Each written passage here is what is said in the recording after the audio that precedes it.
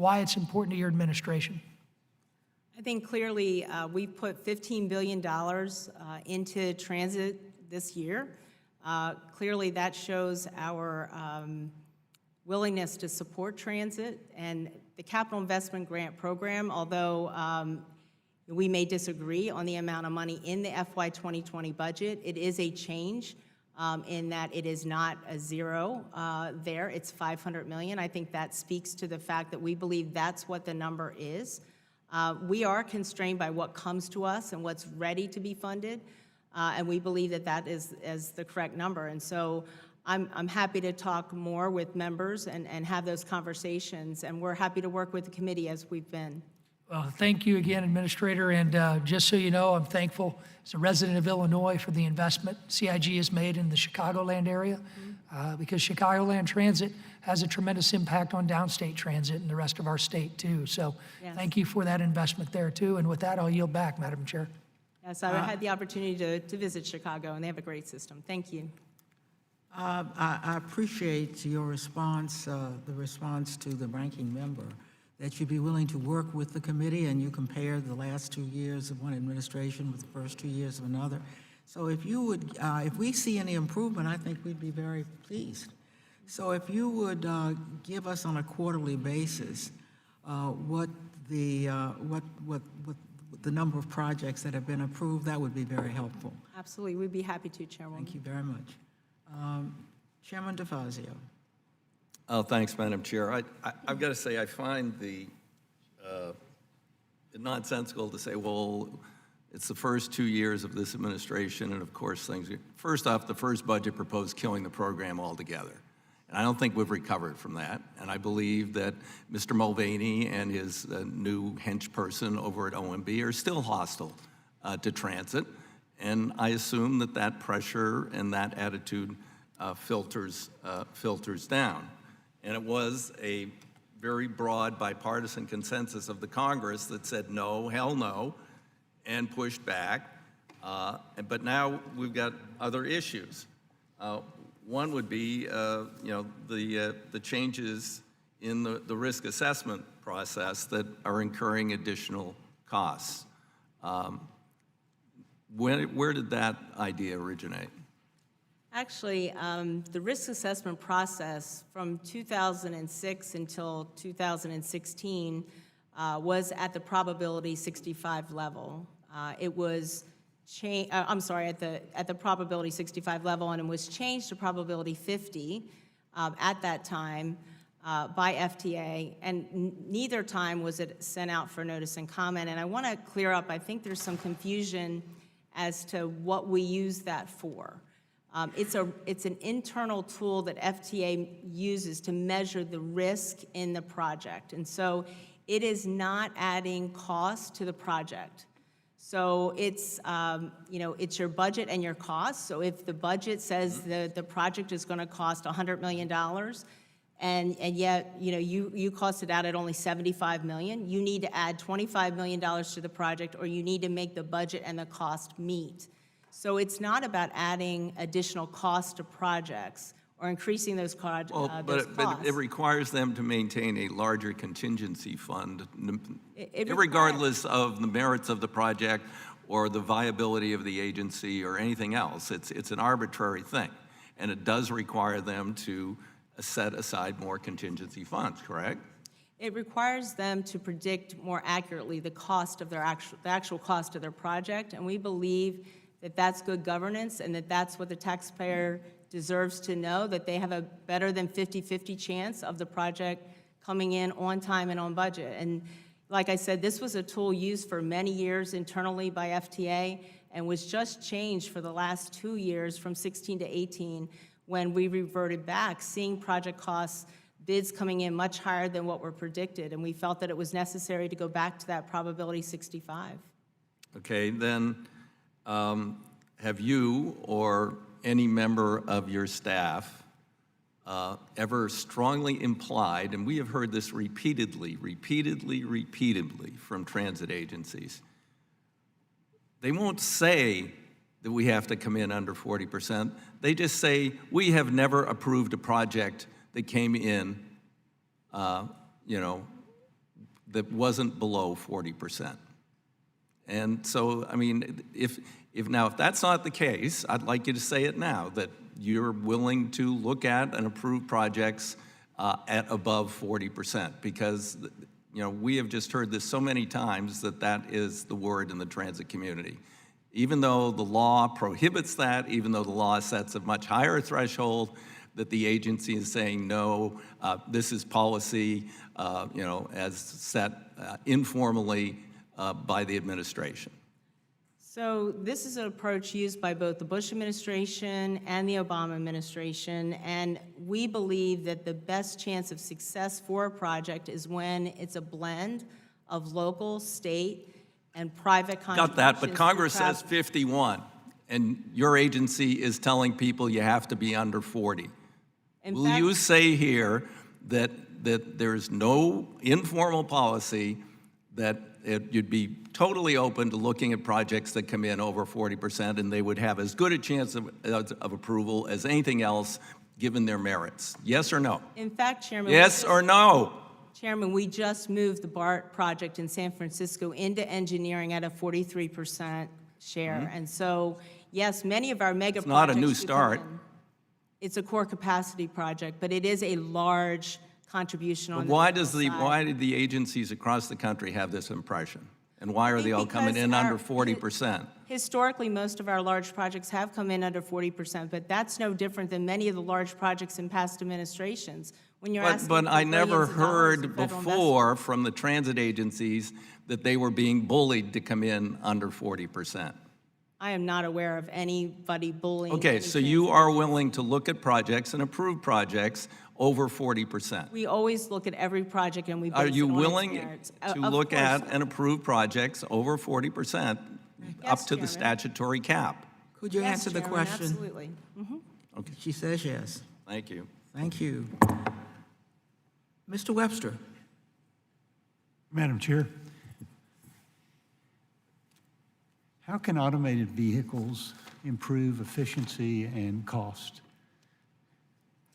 So automation in transit, I think where we will see it first is in maintenance cost improvements for transit agencies, such as parking buses closer together in the urban centers, being able to automate buses through bus washes and the like.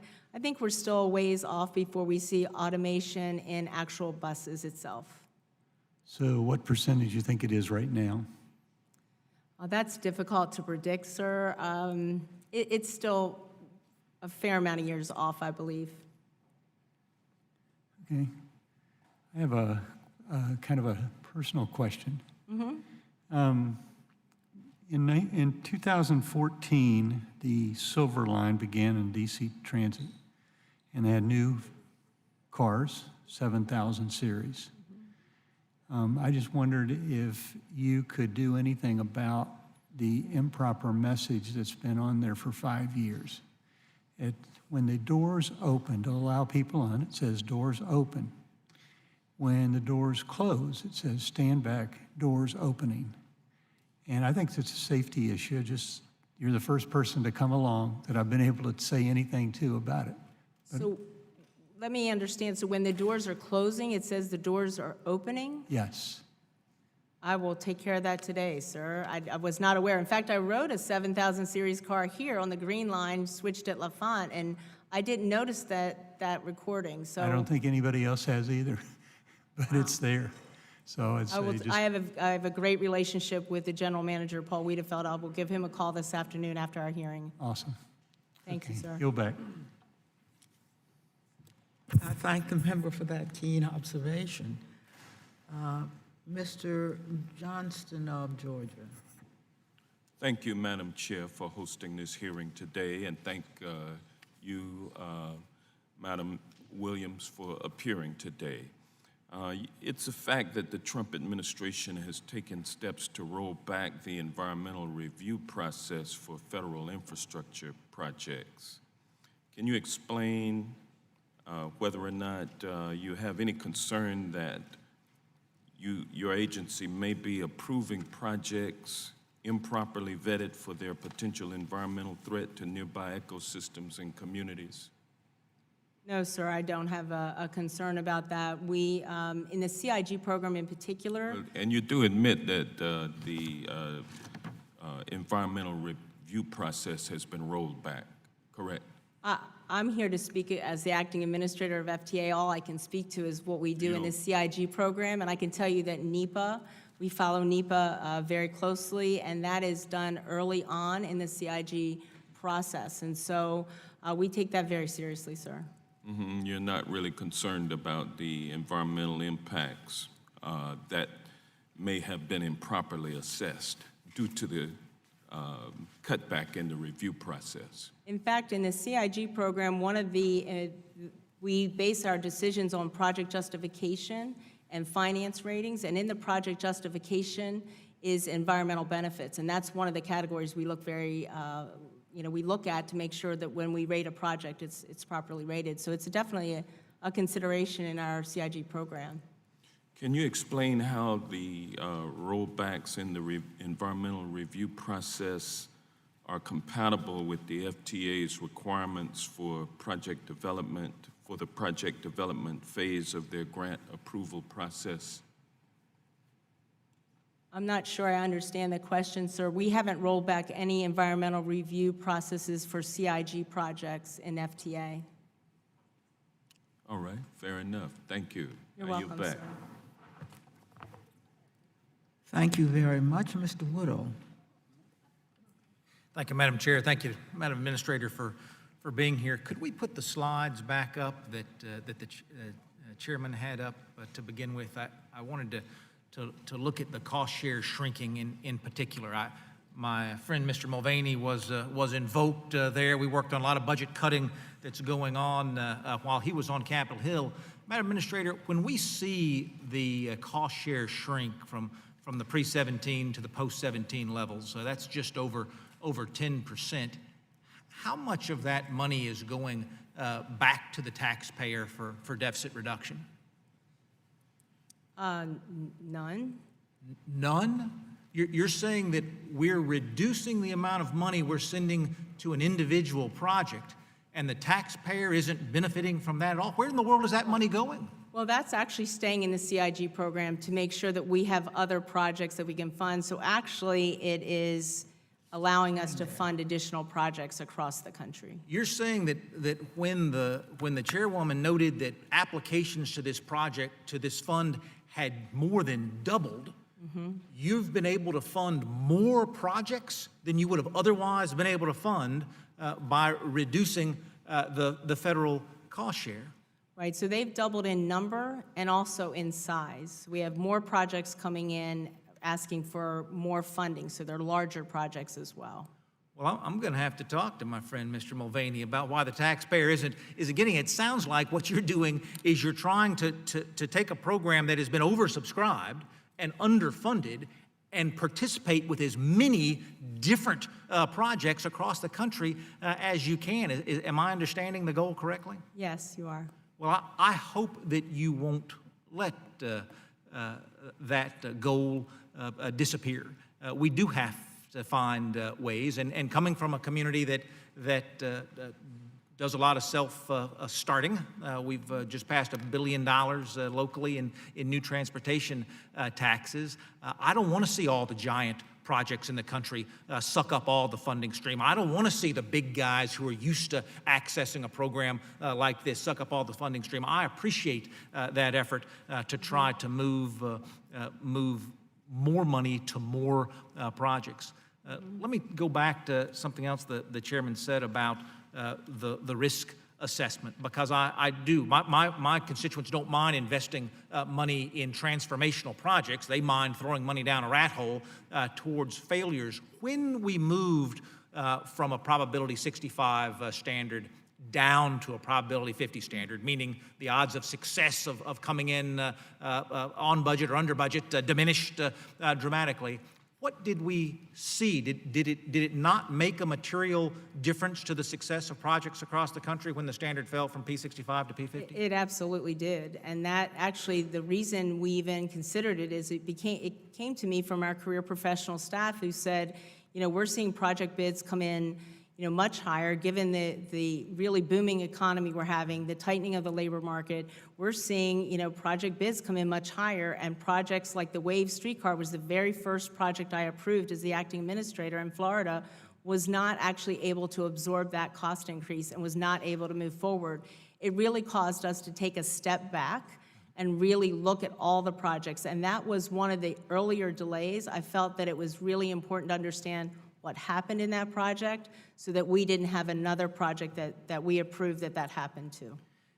I know we fund CIG out of the general fund. I hope this committee will have a conversation about finding a permanent funding stream for mass transit. Generally, it's an interest we all share, and to have to pick up the crumbs off the table is not the right way to fund a major national infrastructure program like this.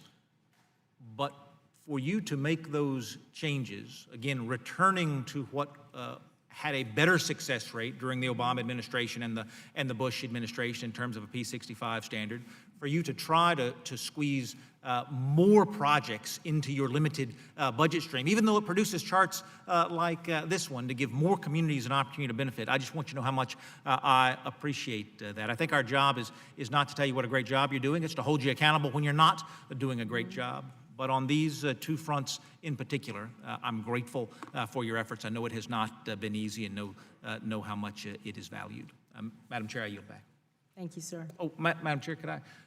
If there is any other information on these charts that you didn't get a chance to talk about, feel free to submit that for writing. I know charts can sometimes be misleading, and I want to make sure we have the very best information. Okay, we will do so. Thank you, sir. Thank you for your indulgence, Madam Chair. Certainly, there doesn't seem to be any problem with more projects being funded. That's really has not been the problem. The problem is that there are funds not being used and people or jurisdictions waiting to be funded. Mr. Malinowski, please. Thank you, Madam Chair. Madam Williams, I wanted to ask you about a specific project that is existentially important to my state and, frankly, the economy of the Northeast, the Portal North Bridge project. For those who don't know, this is a 110-year-old railroad bridge. It's a swing bridge that swings open when boats pass, and when it swings back, it is so rickety that sometimes a guy needs to go out there with a sledgehammer to lock it back into place. Everybody, this is not a partisan issue in my part of the country. Everyone understands it needs to be replaced. Congress has provided the funding to get this project, to fund the federal part of the project, and yet you have given it a medium-low rating because you've decided that local funds were not committed.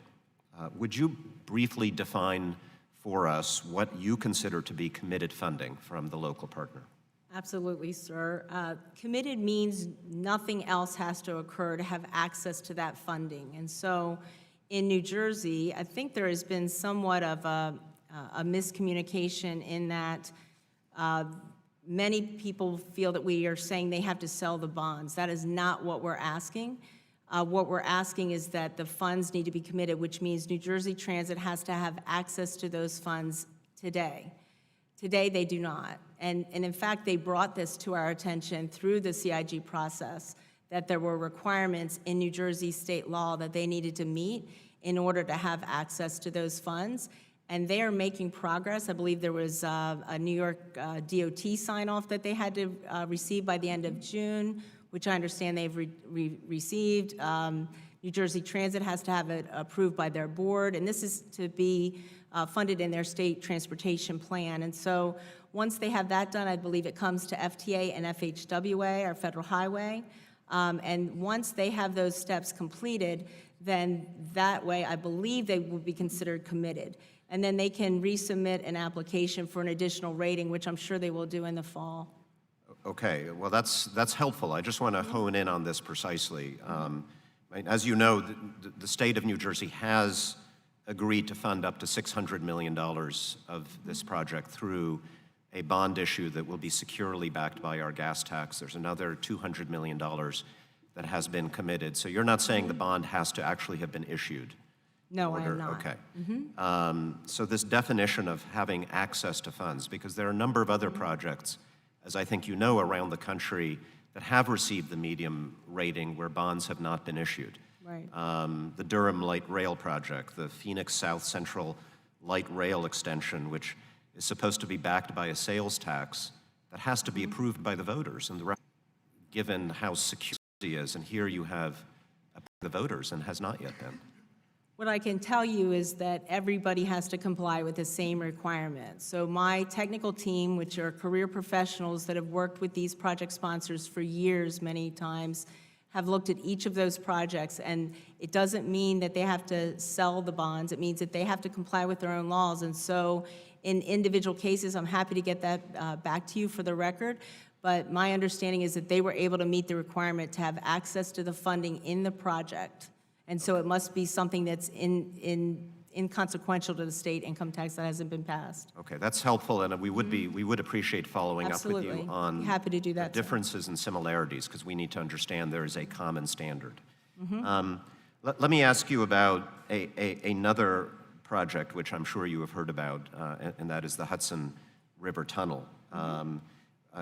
Right now, one of the major holdups there is a lack of a record of decision for the environmental impact statement.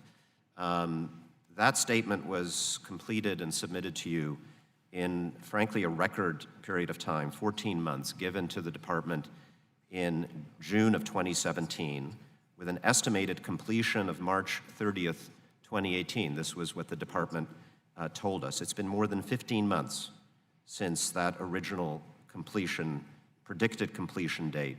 FRA Administrator Batory testified before us last year that the EIS would be completed in the first or second quarter this year. This hasn't happened. Madam Williams, where is the environmental impact statement, and why has it taken so long? Well, what I can tell you is the Federal Railroad Administration is the lead on the EIS for the Hudson tunnels. We are a cooperating agency, and we are working diligently to complete that. I know Mr. Batory was up on the Hill just a few weeks ago and stated that there were still some steps that needed to be completed. It is a very complex project, and so it is taking a bit longer to get finished. And so I would say to you that that's really in FRA's court, and we're working very closely with them to get that done. Thank you very much. The time has expired. Mr. Katko. Thank you, Madam Chair, and thank you for being here today, Ms. Williams. Before I ask a couple of questions about cybersecurity, amongst others, I do want to make an observation. We are members of Congress. We control the powers of the purse, and we control what legislation goes to any president. So to the extent that there's been observations here that somehow the administration may be an impediment to getting something done, I would only challenge both sides to think in a bipartisan manner. If we produce a good enough highway bill and it's bipartisan, it will be veto-proof and we can get what we want. We will not get it by partisanship. We will get it by working together, all of us of all stripes, to get this done. And there's not anything in this country that I can see needs more addressing than infrastructure. And if we don't work together, we were going to continue to be in the malaise we're in now. So I encourage all of us to put down our swords and work together to get infrastructure done once and for all, on the highway side at least. Now, with respect to cyber, I'm ranking member on the Homeland Security Cyber Subcommittee and have been briefed many times about the threat of the Chinese influence in our transportation systems and our cybersecurity systems nationwide. Congresswoman Rice, my friend from New York area, and I wrote a letter to New York City subway authorities about their plan to purchase Chinese-made subway systems. It's a very big concern, and I think we've established in other hearings before this committee and others the influence of Chinese in this area and their desire to infect the products that they put into the United States, in like 5G technology, as well as train technology, with spyware, for example, embedded into the systems. So in that letter to New York City, we were trying to note the fact that, first of all, Chinese are trying to do that, and second of all, they're undercutting the markets and putting a lot of other train manufacturers out of business therefore, by default, being the only train supplier around. It's a huge problem, and it's something that cannot be ignored. And I know the Washington Metropolitan System is weighing the same thing. So I'd like to know what your office is doing in that regard, and whether or not providing money for funding of like a subway system in San Francisco and there are additional trains there.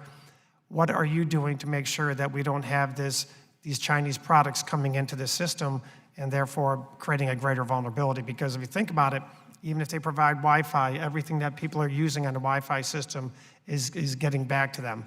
And the invasion of privacy and the national security implications are pretty serious. So with that, I'd just like to have you talk about that. We, of course, support your concern when it comes to cybersecurity and the rail car manufacturing. Unfortunately, we have no direct role at FTA to require transit agencies to buy a certain product from a certain manufacturer.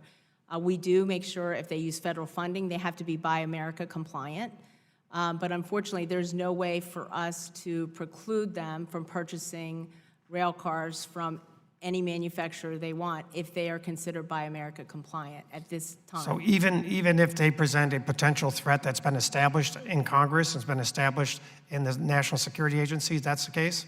I know that there's language on the Hill now to prevent that from occurring, and we would certainly be very supportive of that. And what are you referring to? I believe it was something that the Madam Chair put into the defense bill, the defense appropriations bill, that would preclude those purchases. So what would you need? Is it that type of language, or is there other language that you think would be helpful as well? We can certainly work with the committee if you think there's additional language. Maybe there's something to look at more longer term in a reauthorization bill, but certainly shorter term appropriation bills would be appropriate. We're happy to work with you. Madam Chair, I'm happy to work with you on that as well. I think it's a very important issue and that we need to be mindful of it. You talked about ways we could possibly streamline the FAST Act and improve what we've been doing. And if we really are going to work together to get this done, I would very much appreciate any input and frank input you could have on what the next generation of a highway bill would look like. And if you have any general suggestions right now, I would like to hear them. Well, we'd be happy to work with you on that. Today, I'm really prepared to talk about the Capital Investment Grant Program, but we're certainly happy to work with the committee on reauthorization proposals as we get closer to reauthorization. Thank you very much. I yield back. Thank you. Thank you very much. Mr. Stanton? Thank you very much, Madam Chair. By the way, thank you for putting your suggestion into the National Defense Authorization Bill as it relates to what the gentleman was just speaking about. Acting Administrator Williams, I want to thank the FTA for its recent commitment of $100 million for the South Central Light Rail extension in the city that I used to lead as mayor of Phoenix, Arizona. This federal investment is critical to the future of light rail in South Phoenix.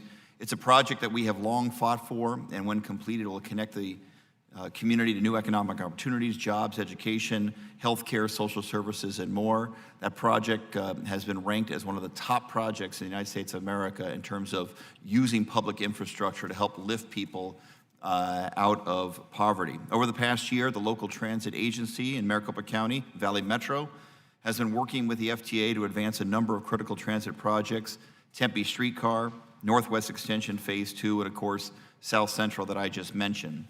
The Tempe Streetcar in particular is at a critical stage, and the pending grant agreement must be approved soon. The deadline for this to be finalized by the FTA is September 1st, prior to the shutdown of the Transit Award Management System, which could occur anywhere from September 20th through October 11th.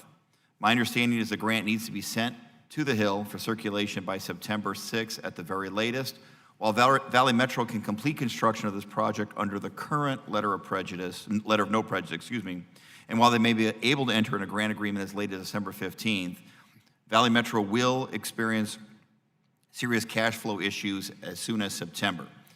I understand that all required documentation for approval has been submitted by Valley Metro. Can you provide me with assurances that this project will receive the necessary approvals in time to meet these deadlines? Absolutely, sir. We have a great working relationship with Scott Smith, the GM there. He has done a terrific job of bringing that project across the finish line. There's been some hiccups with Tempe Streetcar, and he's managed that very well. As you know, you noted in your earlier remarks that we just did a $100 million allocation to his second project in our program, the South Central Light Rail Project, and we have a great working relationship, and you have my commitment to get that done for him. That's great. Phoenix does have a dedicated funding source. When I was mayor, we did that dedicated funding source. The people of Phoenix overwhelmingly supported a transportation infrastructure investment in our local community, 35 years, $32 billion, and the first program under that election and that source of revenue was the South Central line. As some of the witnesses on the second panel have noted in their written testimony, there have been concerns about revised federal cost share for CIG projects. It's my understanding that you've been working with Valley Metro to resolve those concerns over a proposed federal share for several projects in our region. And I appreciate your continued effort on this front. And I want to add my support to maintaining the level of federal participation that was anticipated when these projects were initially planned. Of course, we don't want to move the goalposts in the middle of the game. Can you provide your thoughts on how FTA will resolve the cost-sharing issues in keeping with those expectations of the local sponsors of these projects? Yeah, I think as I mentioned earlier, you know, being able to look at value capture, I think the industry as a whole tends to think of that as only tax increment financing, and we want to broaden that definition to include things like land deals, operation and maintenance costs, naming rights. We all recognize that transit brings value to our nation's communities, but sometimes we don't capture that value for transit. We sit at USDOT at the Navy Yard. That looks a whole lot different than it did 30-some years ago when I was first in DC, and a lot of that is due to the Green Line coming in, that Metro line coming into that area, and yet none of that revenue was really, and that increase in value was really borne out to the transit agency. And so our commitment is to help the transit agency really capture that value that they bring to a community, because we know communities value transit. And we want to make sure that they capture that value and invite those private investors to the table so that we can have additional funding to be able to fund more projects across the entire country. We need to do more to make the case for transit, not just as a way to move people to jobs and education and healthcare, but as an economic development tool. In my city, in my community, our initial 20-plus mile line of the light rail did result in $11 billion in public and private investment. I would argue that public transportation investment is as strong of an economic development tool as almost anything else that we can do at the local level and in partnership with the federal government. I yield back. Thank you. I would agree. Amen, Mr. Stanton. Mr. Babin. Yes, ma'am. Thank you. Appreciate it, Madam Chair. And thank you, Administrator Williams, for being here. You have a very important job, so thank you for being here with us today to discuss the Capital Investment Grant Program. On one hand, you have a certain group of people concerned that the FTA is unable to, or it's even been suggested unwilling to approve grant applications in an appropriate manner or time frame, given the number of factors under your administrative authority. Then on the other hand, we know that there are dozens of bureaucratic hoops that you have to jump through in order to approve a grant application, which is slowing this already arduous process down. So how can we help you along in this process, and how can this committee untie your hands in order to lessen the onerous regulations and expedite a CIG grant approval process in a timely manner? You know, I think that the CIG program has evolved over many years. I'm proud of the progress that we've made under the Trump administration and Secretary Chow's leadership to advance 25 projects through the program. That totals $7.6 billion in funding. I know some have talked about the concern of geographic diversity. Of the 15 that we've signed construction grant agreements with, 6 of them have been in just 2 states. So let me assure you, though, that geographic diversity is a consideration, but it's certainly not a barrier. You know, I think we are making progress. I know that, you know, when the administration did not request additional funding early on in the first 2 budgets, It was alluded to that there was, projects were canceled. Let me assure you, there was not one project canceled in the CIG program. We actually funded 3 projects in 2017, 10 in 2018, and we funded 2 in 2019. So I want to make sure that there's no impression of when we actually requested 0 funding for the CIG program in the first 2 years of the administration, that no new projects were done. That's simply not the case. And so we are making progress, and we would love to talk to you more as we get closer on the reauthorization topic on how we could maybe streamline the CIG process a little further. Excellent, thank you. Congressman. And then a follow-up here. There's been a good deal of conversation surrounding your dear colleague letter from last year regarding the FTA's advancement of projects through the CIG program. Do you believe that any of the policies in that letter actually violate federal law? I do not. In fact, many of those policies are long-held policies across multiple administrations. Both the Bush administration and Obama administration held those policies as internal decision-making tools. Okay, and then any claims to the contrary of that seem to be incorrect, in my opinion, because I can't see that. But give me, what is the reason what was your reason behind sending the dear colleague letter in the first place? Actually, it was our attempt to be transparent as we were making discretionary decisions about grants. And so it was our way of communicating that to the industry of what we were looking for. And unfortunately, you know, we felt it was just a recharacterization of what was used for a long time, and it would not be surprising to anyone. We saw differently that was not the impact we had, you know, really expected. Thank you, Administrator, and I yield back, Madam Chair. Thank you very much, and I want to reinforce Mr. Babin's notion that this committee stands ready to help. While I have been critical of you, anything the committee can do to hasten these projects with this huge backlog, desiring funding, please let us know, and thank you for that suggestion, Mr. Babin. Mr. Alred.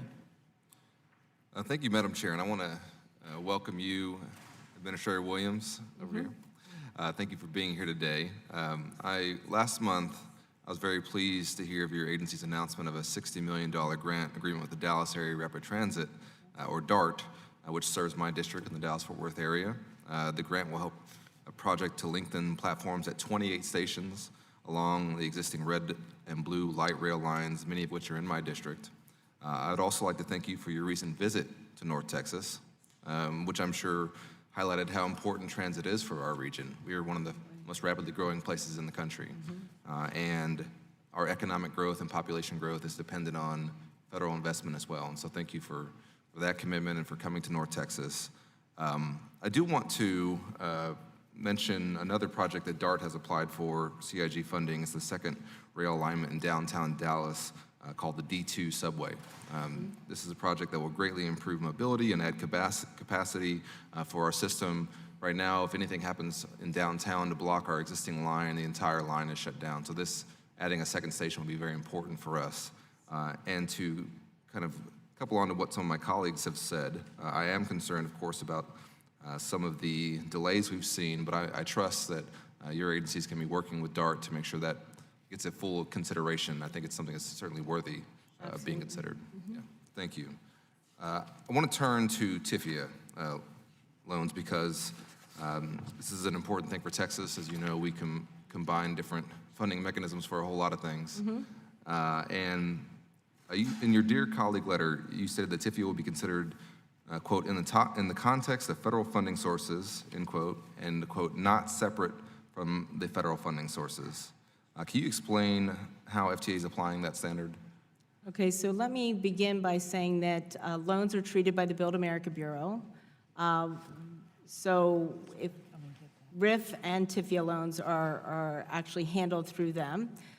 We have done multiple projects that have included TIFIA loans, including Seattle being probably the most recent one, and one of the largest actual CIG projects we've done at $1.17 billion for Seattle. What I think the dear colleague was trying to get at is that it looks at, so in CIG, we only look at the funding based on CIG or non-CIG funding. The repayment sources really don't factor in to that.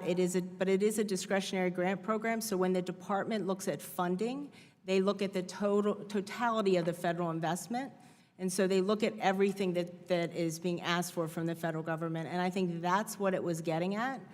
And so I know that has been somewhat confusing, but let me assure you that we've used TIFIA. Maryland Purple Line is another example of where we've used a TIFIA loan. Well, I'm glad to hear you say that, because as you know, this is not being repaid with federal funds. And so my concern is if we're providing less flexibility to transit projects than we are to highway projects, which I think are treated differently. Is that the case? I'm not as familiar with the highway side. I couldn't Okay, really okay. answer that. I'd be happy to get back to you on the record for that. Sure, if you'd like. sure. Well, as I said, transit's very important for us. I want to make sure that as many funding sources are available as possible.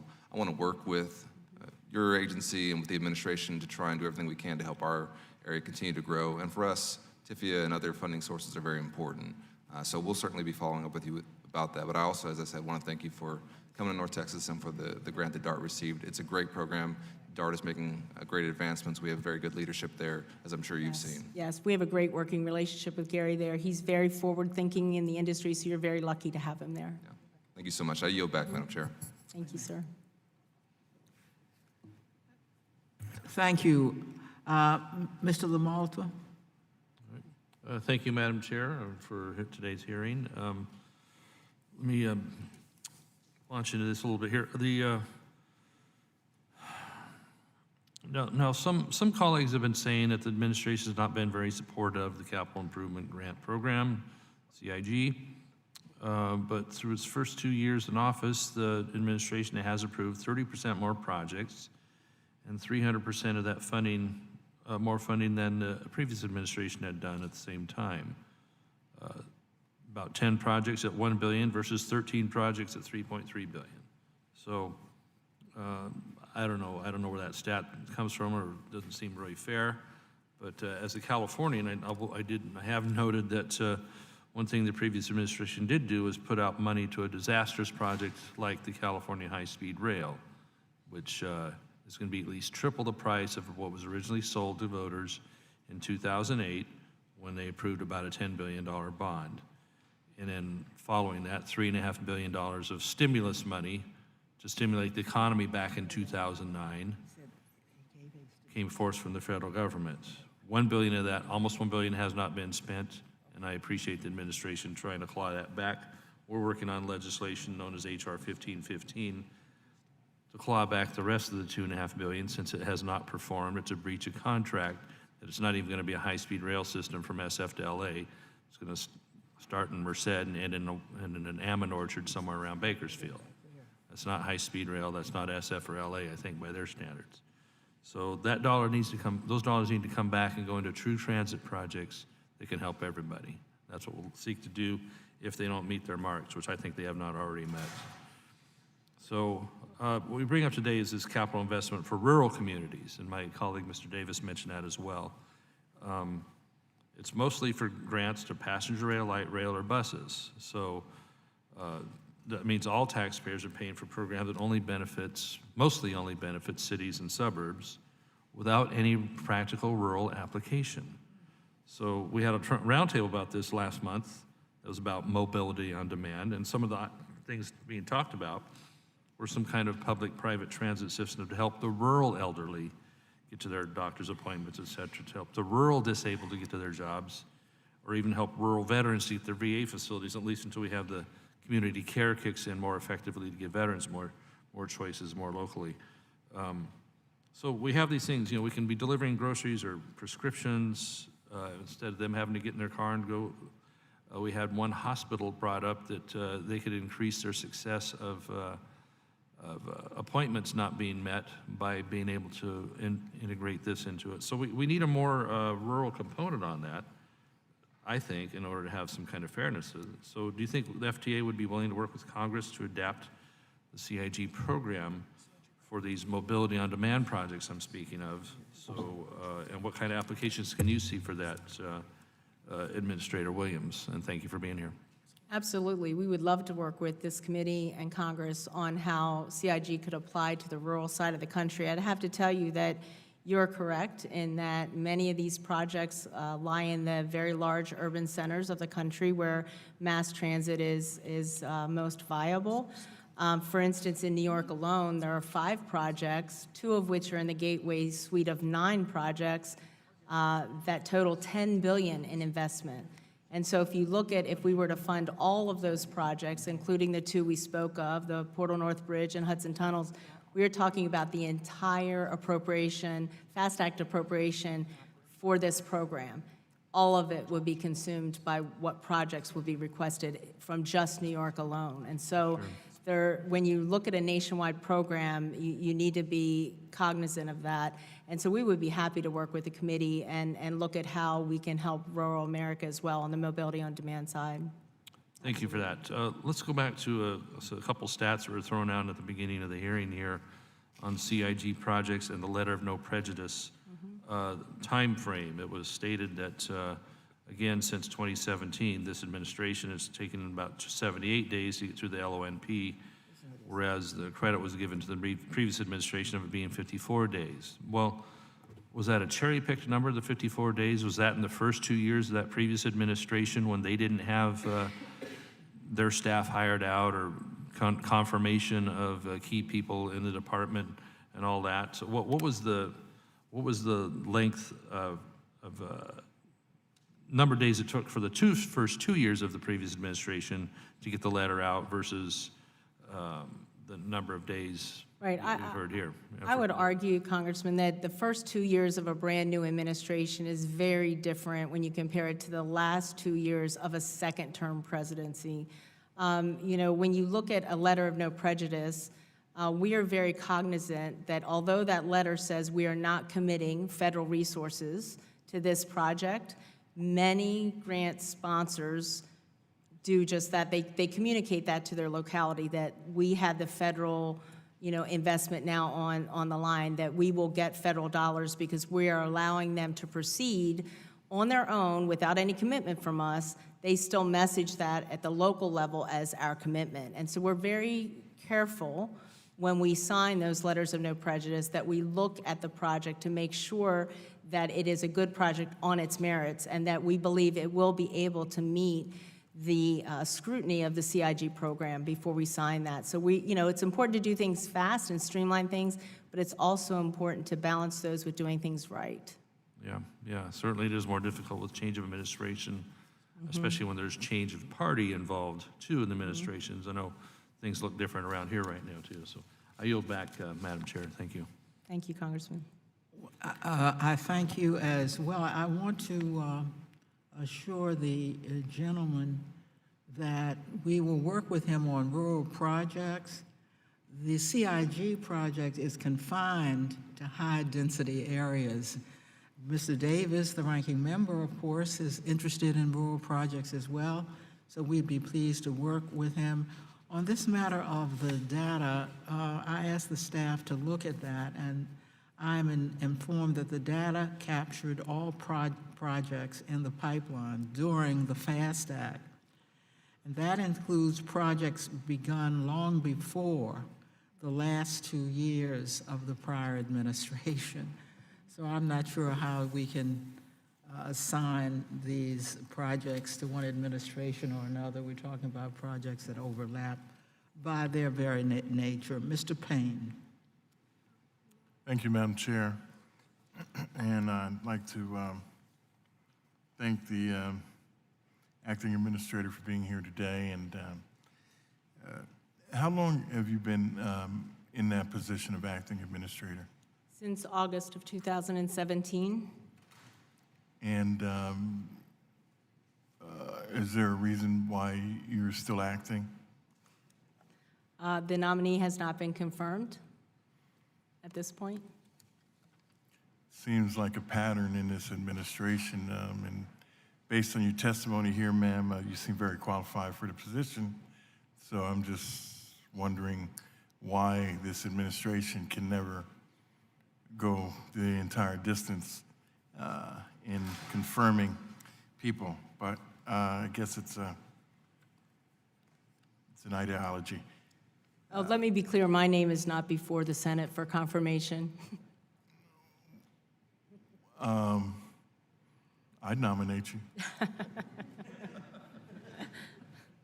Let me just say, I won't go through New Jersey. Mr. Malinowski raised the issue that I had raised. We're all very concerned about the Gateway suite of projects. And during your testimony, I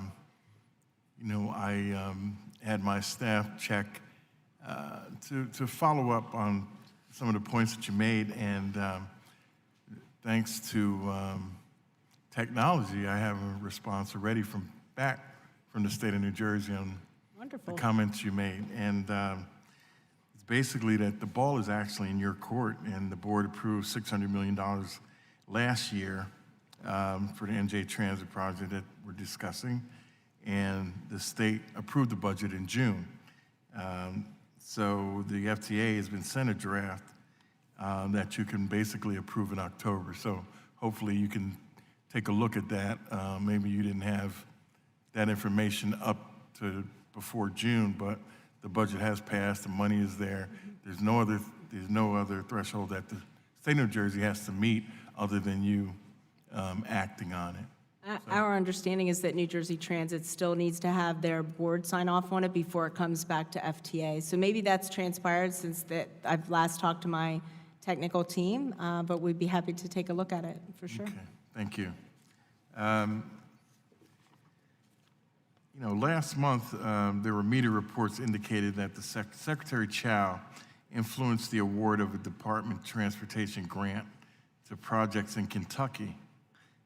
The reports indicated that she went so far as to designate one of her aides as a liaison between the department and Senator McConnell's office. Does the FTA employ similar practices in implementing the CIG program? And how can the public be certain that money meant for infrastructure investments is not swayed by political whims or relationships? No, sir. I'm happy to tell you that there is not one CIG project in Kentucky. That is not something that the department does under Secretary Chow's leadership. Okay. But under that same secretary, these other projects have been approved in Kentucky. How convenient. Many projects were not, though, sir. So I'm not familiar with that. I'm really here to talk about, as the acting administrator, the CIG program.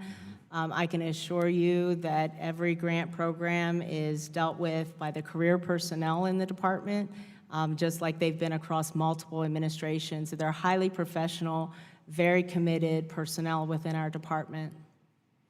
Okay, I'll leave it at that. I had something else to say, but I better not. Thank you. I yield back. Well, thank you, Mr. Payne. Mr. Pence.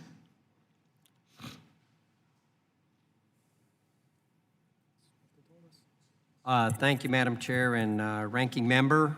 As the crossroads of America, it's critical to have reliable freight and public transportation options in Indiana. We must prioritize investments in our infrastructure system, and the FTA's Capital Investment Grant Program is a crucial way states, like Indiana, work with the federal government to promote economic growth and improve rail safety. These projects help our communities thrive by attracting business to the project corridor, connecting workers to their employees, and relieving freight congestion choke points.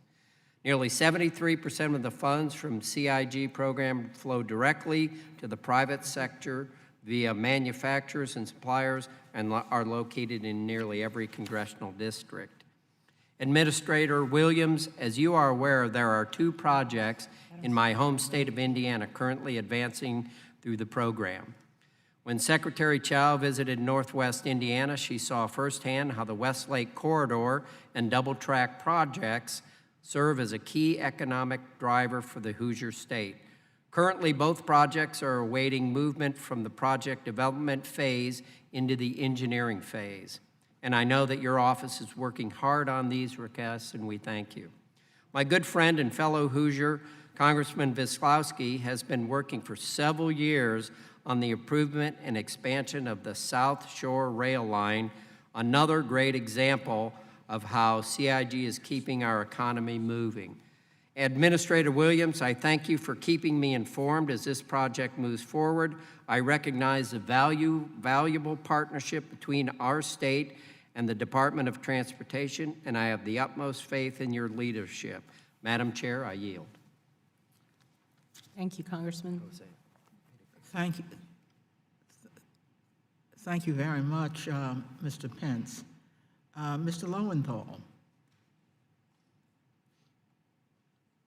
Thank you, Madam Chair. And also thank you, Administrator Williams, for coming to our committee. I want to discuss with you something that we've already been talking about, and I think is critical to all of our communities, and that's that partnership between the federal government, our local transit agencies, that really is designed to improve and expand public transportation across the country.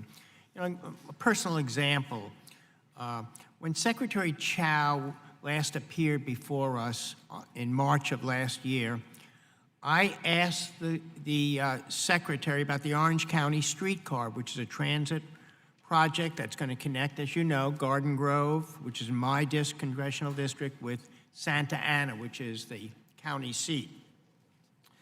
The point I'm making is I emphasized that our local agency was counting on a full funding grant agreement from FTA because our local agency had now bids out that were set to expire, and that costs would now begin, once that happened, would rise. What was nice was that, yes, FTA did sign the agreement in November of last year, of 2018, which had been in the New Starts program since 2015. So my question is, are other communities experiencing the same delays in the New Starts process that have seen their costs increase as a result of delays? Okay. And is FTA tracking those cost increases? So I was happy to go out to Orange County Yes. and sign that FFGA with Darrell. It was a significant tool, I think, for the local economy there. What I would tell you is that I'm not sure that it included project cost increases. So when we went through the risk assessment process, if the risk assessment says the actual project cost is higher than what the agency is predicting it to be, we required them to meet that cost. And I think that was the issue with Orange County. I'm just, right, I understand that, but I'm just wondering, in other counties, are you tracking data that you could provide us about those that cost increase that were due to whatever, not blaming it, but this process taking longer than people expected? I'm not sure that we are tracking that specifically. I'd have to ask my technical team. We'd be happy to get back to you I would on that. appreciate that. And maybe you can explain to me, I may have missed some of this, when there are delays, and what are you doing, and how's the agency streamlining the New Starts process to avoid these kinds of cost increases? So let me assure you that there is not one FFGA or SSGA or LONP on my desk, my leadership's desk, or OMB's desk. So there are no delays happening. There are no delays. There is not one single project waiting for my action as I sit here today. And so many of the actions that cause delays, sometimes there's third-party agreements that are difficult to work out. There's local financial commitments that need to be made. A lot of sponsors, we worked a lot with Indiana on how you define committed in our program means you have access, immediate access to those funds. And many sponsors confuse that with if they have a board action saying they're going to give the funding, if that board action is required to be approved by anyone else, it's not considered actual committed funding. And so we try to make sure we work very closely with the sponsors. My technical team is one of the best in government. They work with our grantees all the time to make sure they really understand what needs to happen. I appreciate that, and I think it's very important what you're saying so that the applicants do understand. But I'm also talking about another issue. What about when that's all taken care of? The applicants have done what they have to do. They've applied, and they have bids out. They're expecting to have that full funding, a grant agreement, and it takes longer, and then now it's going to cost not because they've done anything wrong, the applicant more money. I think we obviously never want to cost a project sponsor additional costs in their project, and so we work really hard to make sure that doesn't happen. Well, I appreciate that. Thank you, and I yield back. You're welcome. Thank you, Congressman. Well, I appreciate the gentleman's questions because obviously the local jurisdictions can't know when there's several of them have to work together. The leadership has to come from the agency, so anything we can do to facilitate that, but you have the expertise. They're simply applying, and if a number of them have to get together, they still are going to have to look to you for leadership on what to do and how to do it quicker. Ms. Miller. Thank you, Madam Chairwoman, and thank you for being here today.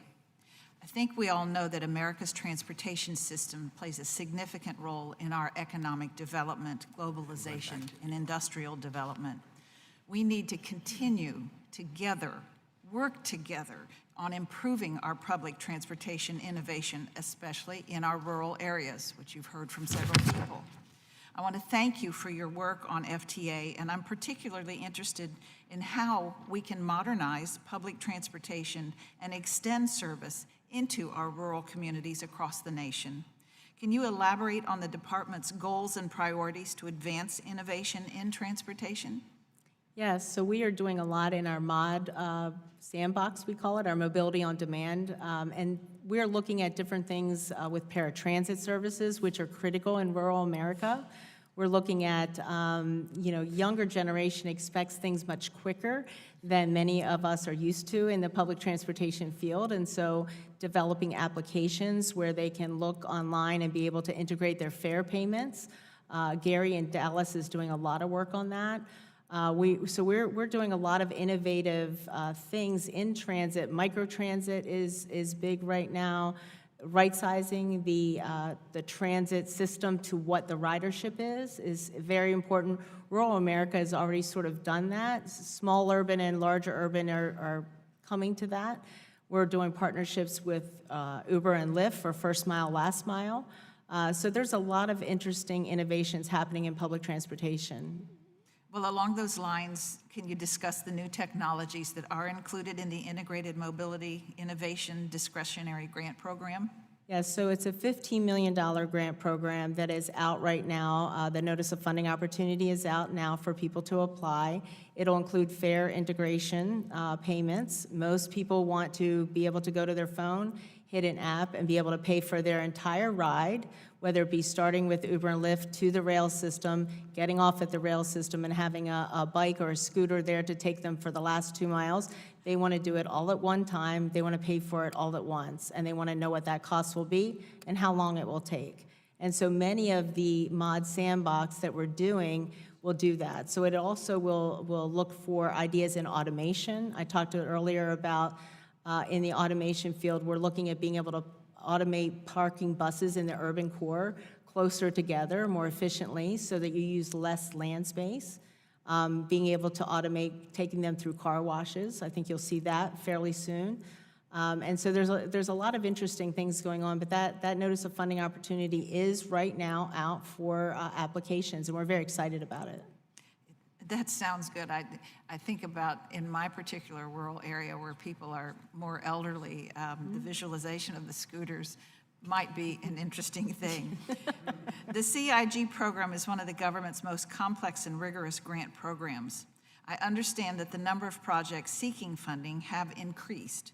How are you and your department working to streamline the grant application process to ensure that the needed funding is delivered efficiently and cost effectively? It is difficult, I'll be honest, to streamline this program because there are so many requirements in law for these projects to meet. It is quite rigorous, and so it is difficult to do things, you know, you're talking about billions of dollars of federal investment, so you need to balance streamlining and doing things fast with doing things right. And so we're trying to strike that balance to make sure that we do that and protect the federal investment as the stewards of taxpayer dollars. Okay, thank you. I yield back my time. Welcome. Thank you, Congresswoman. Thank you very much, Ms. Miller. Mr. Espelot. Thank you, Madam Chair, and thank you, Acting Administrator Williams, for being here today. I am particularly happy that our subcommittee is discussing the Capital Improvement Grants program today. This program made the MTA's 2nd Avenue Subway Phase 1 a reality and carries nearly 200,000 nearly 200,000 people each day from more than some cities and entire systems across the United States. By now, everyone knows I'm a passionate advocate for the MTA's 2nd Avenue Subway Phase 2 extension project, which will finally bring subway services to a transit desert in East Harlem, in my district. The project will also connect the subway to the Metro North commuter rail system, to counties outside of New York City, and the express bus to LaGuardia Airport from 125th Street. Federal investment in New York subway is a good value, so I was glad to bring Chairman DeFazio to see the project, both the current completed phase and the existing tunnels that will make a large portion of the 2nd phase. The MTA, in an effort to reduce project costs and make strategic design choices, recently changed the project to take advantage of existing tunnels on the 2nd Avenue in this portion of my district. These tunnels were constructed back in the 1970s, so a lot of the work has already been done. There was federal funding available back then. The city got into fiscal trouble, and the project was left sort of like halfway through. However, I'm concerned that by new FTA policies that could make it harder for this and similar projects to get off the ground, not only in New York City, but around the country. The Federal Transit Administration last June informed local transportation agencies via a letter that they will now need to meet a threshold of 65% certainty in the cost estimates rather than the previous 50% certainty. While we all want to help projects have better and more accurate cost estimates, what this change functionally means is that the agencies will likely have to increase the amount of funds they hold in contingency. So this new formula will sort of like alter the fiscal aspects of these major and important transportation projects in my district. We need to be careful about placing a burden on bigger investments. A bump of 15% on estimates for large project takes a project that has great value for the volume of riders it serves and muddies it up with an artificially high price that will cause a shock, an unprecedented shock. And for projects whose projected costs have already been publicized, this minor policy change could result in a major roadblock if the new estimate creates negative attention, especially if much of that money may not actually be used. In the case of the 2nd Avenue subway, the 2nd phase extension, the current estimate cost is between $5.7 billion to $6 billion. But with this change from P50 to P65, the project could appear to cost as much as $7.5 billion on paper. I am afraid that this artificial move will make it harder for CIG projects to get off the ground and may harm the viability of projects already in the pipeline while doing nothing to promote accurate cost estimates. My question is, does the FTA still plan to hold projects to this 65% threshold? So let me unpack that a little bit. Phase 1 had a difficult opening, but has had great ridership. And I actually met with Representative Maloney, Carolyn Maloney, several months ago on the Phase 2 project. And it is under review in our program for rating. It's never been rated, so this is the beginning stages for this project in our process. Let me tell you that P65, that probability value of 65, does not increase the cost of the project.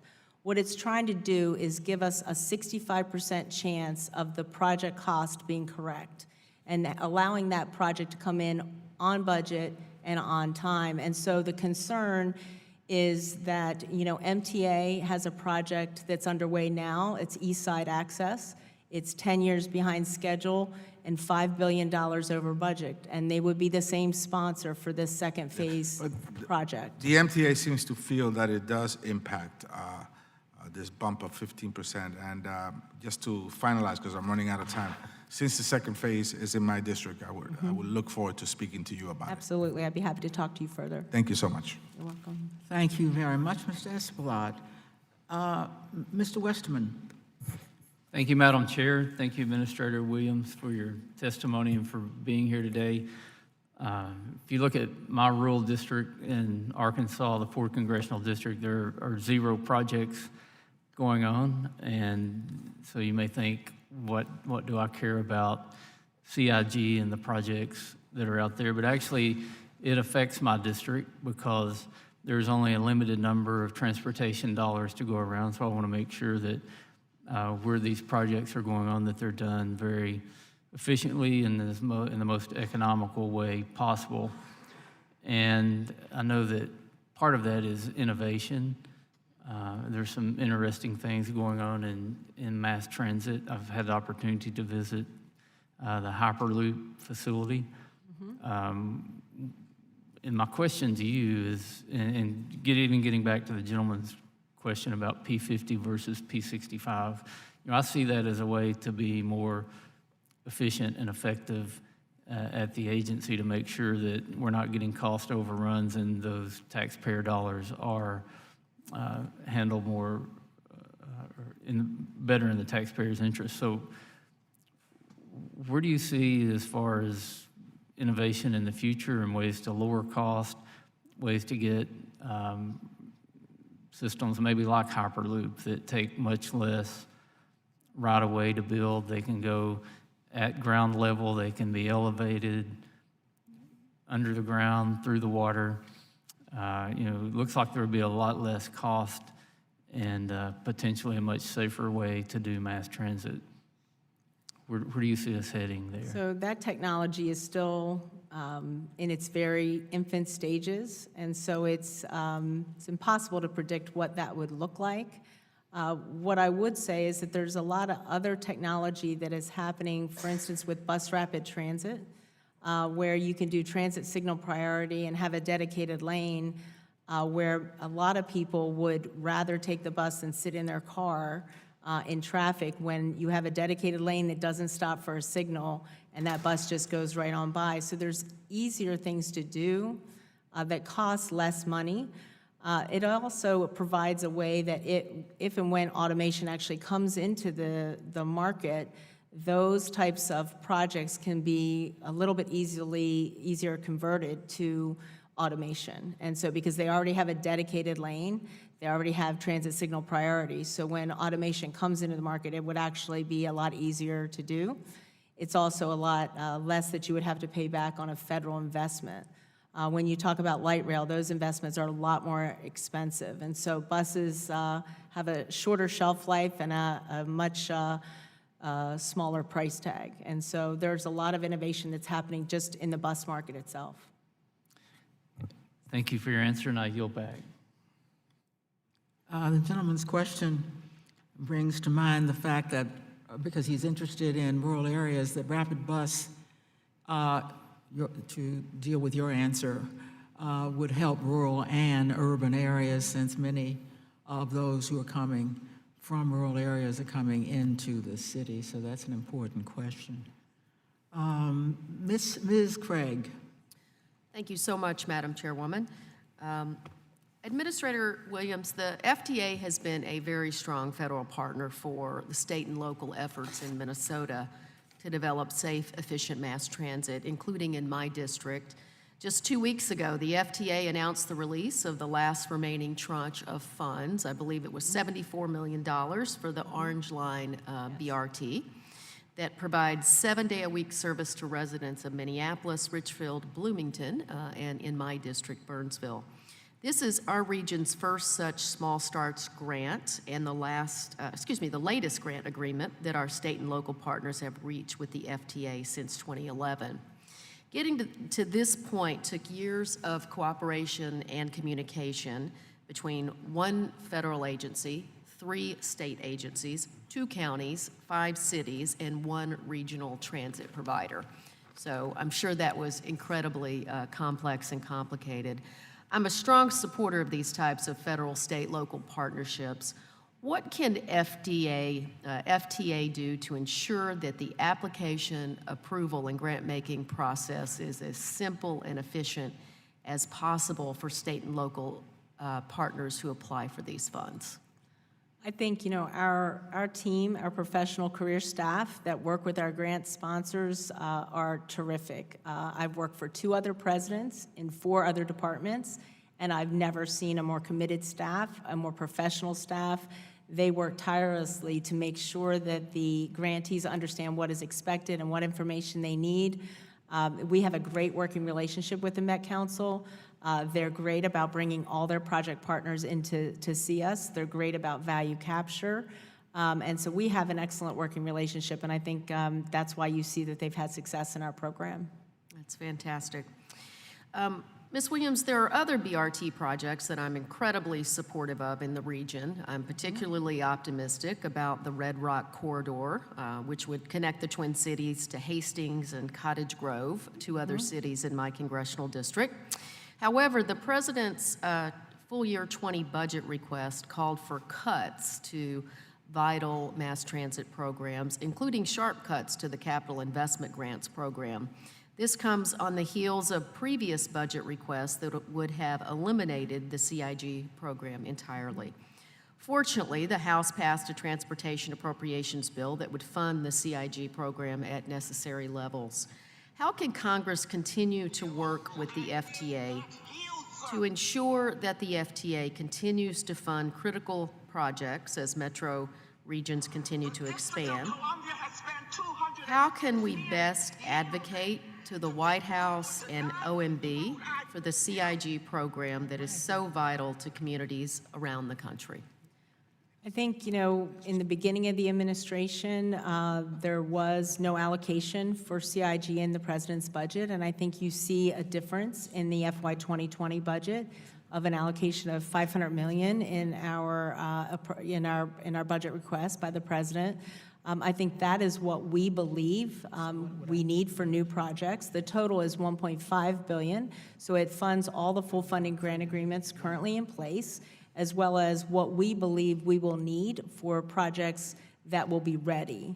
Let me assure you also that during the 2017 and 18 timeframe, that even though the president's request was not for any new funding, the department did follow the intent of Congress and fund projects. I believe it was 3 in 2017 and 10 in 2018. So I want to make sure that we are on the record that even though the request was 0, none of those projects were canceled or not funded or set aside. I appreciate that very much. And with that, Ms. Williams, Madam Chairwoman, I yield back. Thank you, Congresswoman. Thank you, Ms. Craig. Mr. Balderson. Thank you, Madam Chair. Good morning, Ms. Williams. Good afternoon, almost. Thank you for being here this morning. You're here as the acting administrator of the FTA, but you're also the deputy administrator of the FTA. You have the task of doing 2 jobs, which I think you're doing very well. I think it would help speed up projects in the CIG program if we had an administrator confirmed by the U.S. Senate. So, when did the Trump administration submit to Congress its nominee to head the FTA? I believe it was in January of 18. Okay, thank you. And was resubmitted again in the new Congress, I believe. Okay, thank you. I know my colleague from New Jersey raised the issue earlier, but to clarify, what is the status of the nomination? As far as I know, it's still pending before the Senate. Okay. I hope my colleagues in the Senate move quickly with your nomination. I agree with my colleague from New Jersey. I would support you. My next question is, as you know, I'm Columbus, Ohio, was selected as the winner of the Department of Transportation's first ever Smart City Challenge in 2016. The program's acceleration fund has since leveraged hundreds of millions of dollars in private sector contributions and investments, and is a national model for how public-private partnerships should operate. According to the list of current CIG projects, nearly all the projects are in large or medium-sized cities. In your experience, how are these areas better equipped to receive outside funding and resources than rural areas, which we've touched on a lot here this morning? I think, in large urban cities, we're still working with grant sponsors to remind them the value that transit brings and to capture that value. I think, to your point, there's a lot of value that your project has captured. And so knowing that we work with developers to develop around transit, you just need to look outside my window at the US DOT and see the massive amounts of development in Southeast that was completely different 30 years ago when I was here before. And so there is a value that it brings, and sometimes you merely have to ask the question, but we're not always, we're not used to having to ask that question. And so we're trying to make sure that grantees understand that and bring more private participation to the table. My follow-up question to that, you kind of touched on it there with that answer, but why should the Department of Transportation encourage leverage of such funds in the future? We also seen that when projects are funded with local, state, and private contributions, they have a better chance of success because you have the community involvement and support. And so we like to see that blend of funding in addition to the federal grants and loan support as well. We have found that those projects are the most successful in our program. Thank you very much. Thank you very much for that answer. And Madam Chair, I yield back my remaining time. Thank you, Mr. Balderson. Mr. Carbajal. Thank you, Madam Chair. And Administrator Williams, improving our nation's roads, bridges, and overall surface infrastructure is of the utmost importance to both maintaining our economic competitiveness and advancing safety. I must say I was disappointed when the administration's fiscal year 2020 budget request only included $500 million in funding for new transit projects under the Capital Investment Grant Program. This is significantly less than both the authorized level and recent appropriations. While this budget, for the first time in this administration, proposes funding for new transit projects, the funding level for the program and for new projects is substantially lower than what our current needs are. Can you help me understand how the administration arrived at this number of $500 million? And two, what projects would receive funding should Congress provide the requested amount? So let me unpack that a bit. The first question you asked is how we arrived at the $500 million. That is something our technical team looks at as we craft our budget, and that is the number we thought was appropriate for what we believe may be ready in fiscal year 2020. It's difficult to gauge because many of the issues that need to be resolved are local issues like third-party agreements, having all their non-CIG funding secured. So those are things that are outside of our purview, so we try to estimate what will be ready, and we believe that that's the right number. The $500 million is also paired in our budget with another $500 million out of the general fund that is above the FAST Act level. $250 million of that is for buses and bus facilities in recognition that our bus fleets are aging across the country, and that it is important to look at that in the overall infrastructure program, not just looking at rail, but also in our bus fleets. And secondly, another $250 million for our State of Good Repair needs, which is a formula program, because we have a $90 billion backlog in the industry of State of Good Repair. So it was a balance of we need to perhaps build and expand transit, but we also need to take care of what we have of our existing projects and transit systems. And so it was a way to balance those both. Thank you. I couldn't help but to heed the observation or the comment you made earlier about a good, healthy mix of revenue for various projects actually lends itself to making them better candidates. So by that logic, I'm pretty sure that California is going to get its fair share. And my district in particular, who has voted with almost an 80% vote to approve self-help tax measures, is actually going to be at the front of the line now. So I look forward to scoring as high as possible with all these grant programs so that we could get our fair share to the 24th Congressional District in California. Thank you very much. Congressman, let me assure you, of the 15 construction grants, 6 of them are in only 2 states, one of which is California. So, thank you very much. Madam Chair, I yield back. Well, I'm very envious of that answer. You said that before.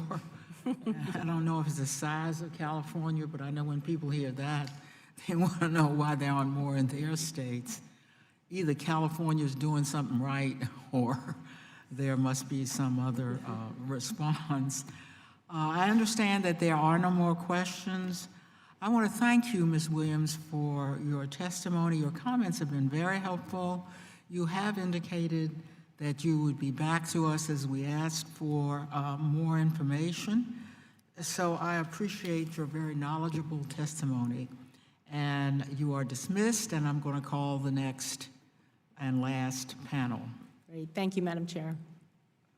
Could I ask Mr. Bob Alger, the President and CEO of the Lane Construction Corporation, to come forward? He is testifying on behalf of the American Road and Transportation Builders Association.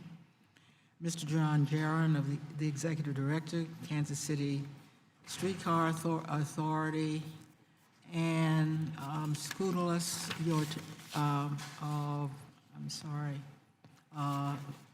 Paul Skoutelas, the President and CEO of the American Public Transportation Association. I want to thank all of you for being here today, and I look forward to your testimony.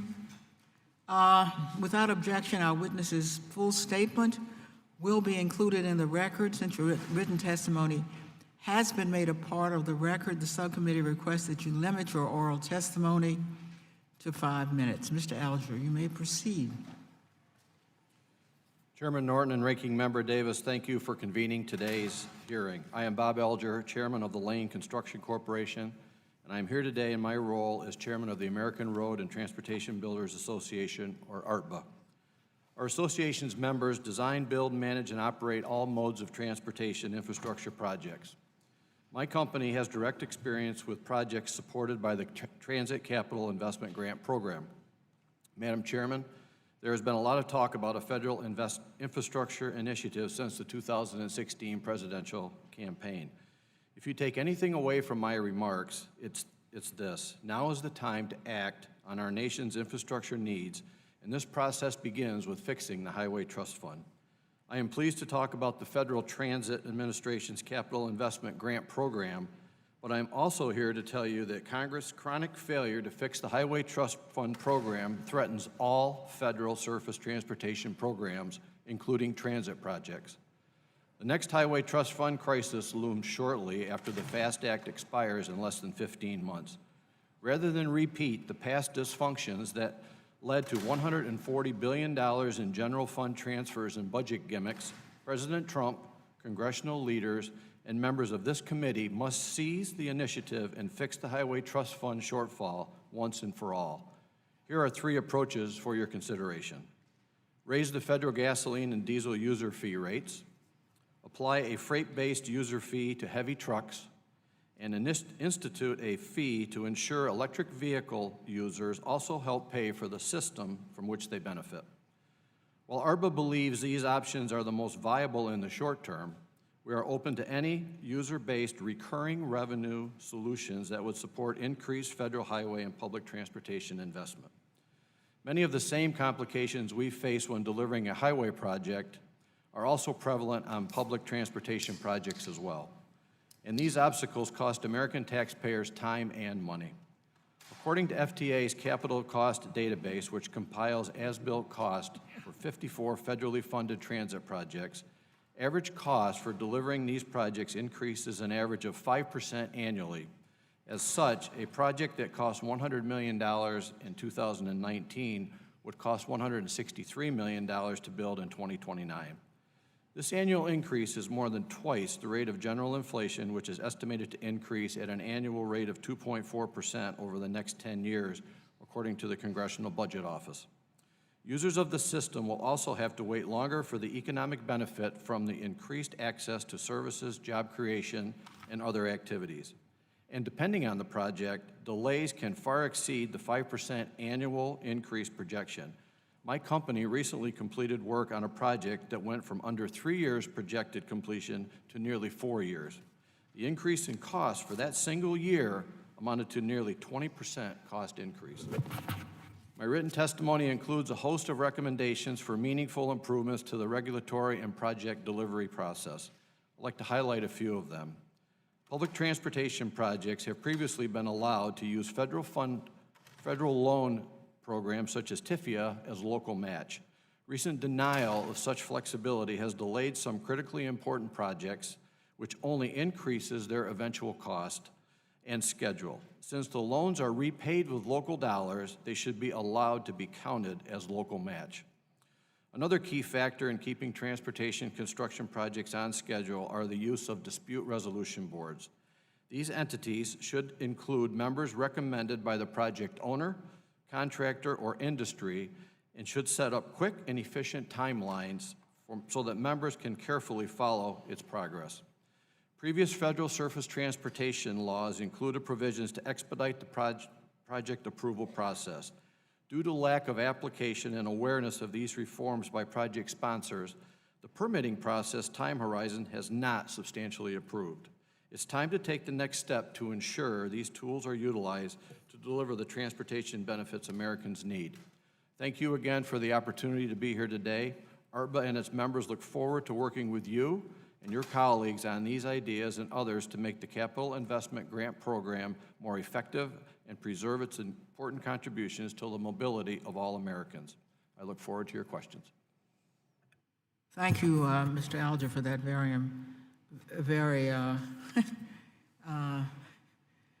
important testimony. I just want to say before I move on to Mr. Jaron that it's interesting and important to note that the first part of your testimony was about fixing the Highway Trust Fund, and I think a well-placed critique of the Congress for not doing so, even though this is about the CIG program. Nevertheless, it seems to me that that's an admonition you were well-placed to give Congress, and I appreciate your suggestions on the user fee raise. That's where there's been disagreement between my colleagues on the other side and on this side. I couldn't agree more on electric vehicles. You had a third one that seemed all very helpful. I just had to note that because the fact that you detoured from your testimony to discuss the Highway Trust Fund, I think sends a message to this committee how important it is to get something done on raising the gas tax and moving along. Hasn't been done in more than 20 years. I'm going to ask Mr. Tom Jaron if he would now offer his testimony. Good morning, Madam Chairman, members of the committee, and members of our Kansas City regional delegation. Good morning. Thank you for having me. My name is Tom Garand, and I have the honor of serving as the executive director of the Kansas City Streetcar Authority in Kansas City, Missouri. Today, I come before you on behalf of our regional partnership to share a bit about our local history, our experience, and our aspirations and suggestions related to the Capital Investment Grant Program, in the hopes that these comments prove insightful in your committee deliberations and support our collective efforts to make these programs, and more importantly, the resulting projects, the best they can possibly be. Our Kansas City story is not unique. It is one built on a history of regional collaboration and strong and productive local and federal partnerships. Thanks to great work by our friends at the City of Kansas City, Missouri, Mayor Sly James, the City Council, our Streetcar Authority Board of Directors, and the Kansas City Area Transportation Authority, and my good friend Robbie Mackinnon, we have now ignited a transit renaissance that is reshaping and reconnecting our city like never before. So why is this important to Kansas City and other cities across the country? It's incredibly important to us because we believe there is no more impactful way of connecting people to opportunity and building livable, sustainable, and prosperous cities for the next 50 years than through coordinated and well-executed public transportation investments. Our Kansas City streetcar starter line is an example of this success, which opened in 2016 thanks to a federal partnership outside of the CIG program with Surface Transportation and then Tiger funds. In 3 short years of operations, the $100 million investment has produced more than $3 billion in economic activity, a 30-to-1 return on our collective investments, has attracted more than 30% of our residents now to public transportation than previously existed, and now over 6 million trips to date have redefined how residents, visitors, and employees experience and move around our city. But as strong as our regional partnerships have been, they have only been successful in delivering projects due to the ability and opportunity to leverage well-placed and adequately funded Federal Transportation Administration programs that have made these projects a reality. Without programs like the Capital Investment Grant Program, these projects would simply not be possible. Since 2005, we have successfully funded and advanced 3 small bus rapid transit projects through the CIG program, and we have 1 streetcar extension that's now moving through the New Starts pipeline. Our most recent grant award was for Prospect Max BRT, which Acting Administrator Jane Williams was kind enough to come to for the groundbreaking in October of this past year, and that project is now under construction and moving towards opening. This is all to say we have some experience in Kansas City navigating the CIG program, so I'm pleased to be here today to share a few points. The first point, the importance of the program itself. As I previously mentioned, the existence of a well-supported and adequately funded CIG program is critical to the advancement and modernization of our transit system in Kansas City and systems across the country. Without CIG and other federal programs and active and engaged federal partnership, these most prominent and impactful transportation projects constructed really in our city's history would not have been possible. And the economic opportunity, the investment, and the community revitalization and the benefits would have been lost. Secondly, the CIG program is rigorous, but we have received strong support from the FTA and specifically our Region 7 office at every step. We thank the current Acting Administrator Williams and the Region 7 Administrator Makti Ahmad for the great support. Without their efforts, we would not have the success that we've had over the course of the years. And not surprisingly, moving through complicated programs like CIG, which are ever evolving, provides some revelations and some learnings at every step. So a few points in closing that I would touch on as we think about how to improve the program together as we move forward. We would support the administration's efforts on process streamlining. We have advanced successfully projects outside of CIG that we think would have cost significantly more resource and money and time if they would have been advanced through the CIG program. There are opportunities, there are successful projects that we think serve as an example for how we can in fact do this. We think these CIG thresholds and categories frankly could be reevaluated. There's an opportunity to reintroduce the very small starts program, specifically targeting and allowing small projects the ability to move quickly through the process. And then lastly, project due diligence. There is an incredible burden placed on local governments to advance due diligence on the front end of these processes with local funding at risk prior to acknowledgement of a federal grant. So opportunities to formalize a federal partnership earlier in the process would no doubt make it easier on local governments to bring good projects, as well as to fund the local contribution that's necessary to see the projects to the end. In closing, I want to thank you for your interest and support of the CIG program, and I want to lift up those on the committee and FTA that are doing the hard work to make this program the best it can be. These programs and these projects benefit communities like Kansas City greatly. We thank you immensely for your support, and I look forward to answering any questions you may have. Thank you, Mr. Jaron. Mr. Paul Skutalos, President and CEO of American Public Transportation Association.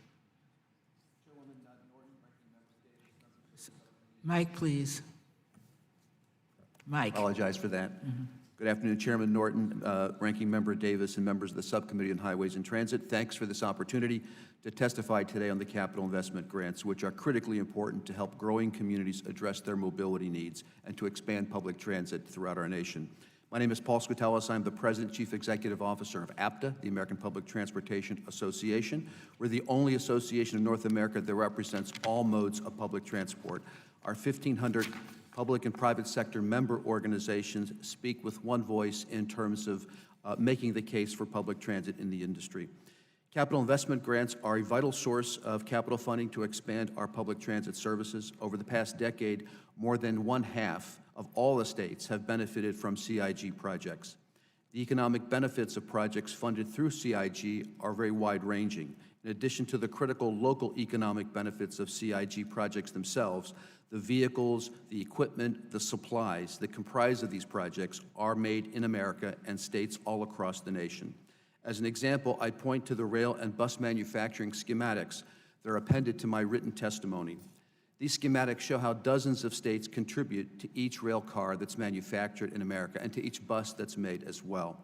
Capital investment grants are a critical tool to addressing the mobility needs of our communities and to helping them grow and grow the national economy.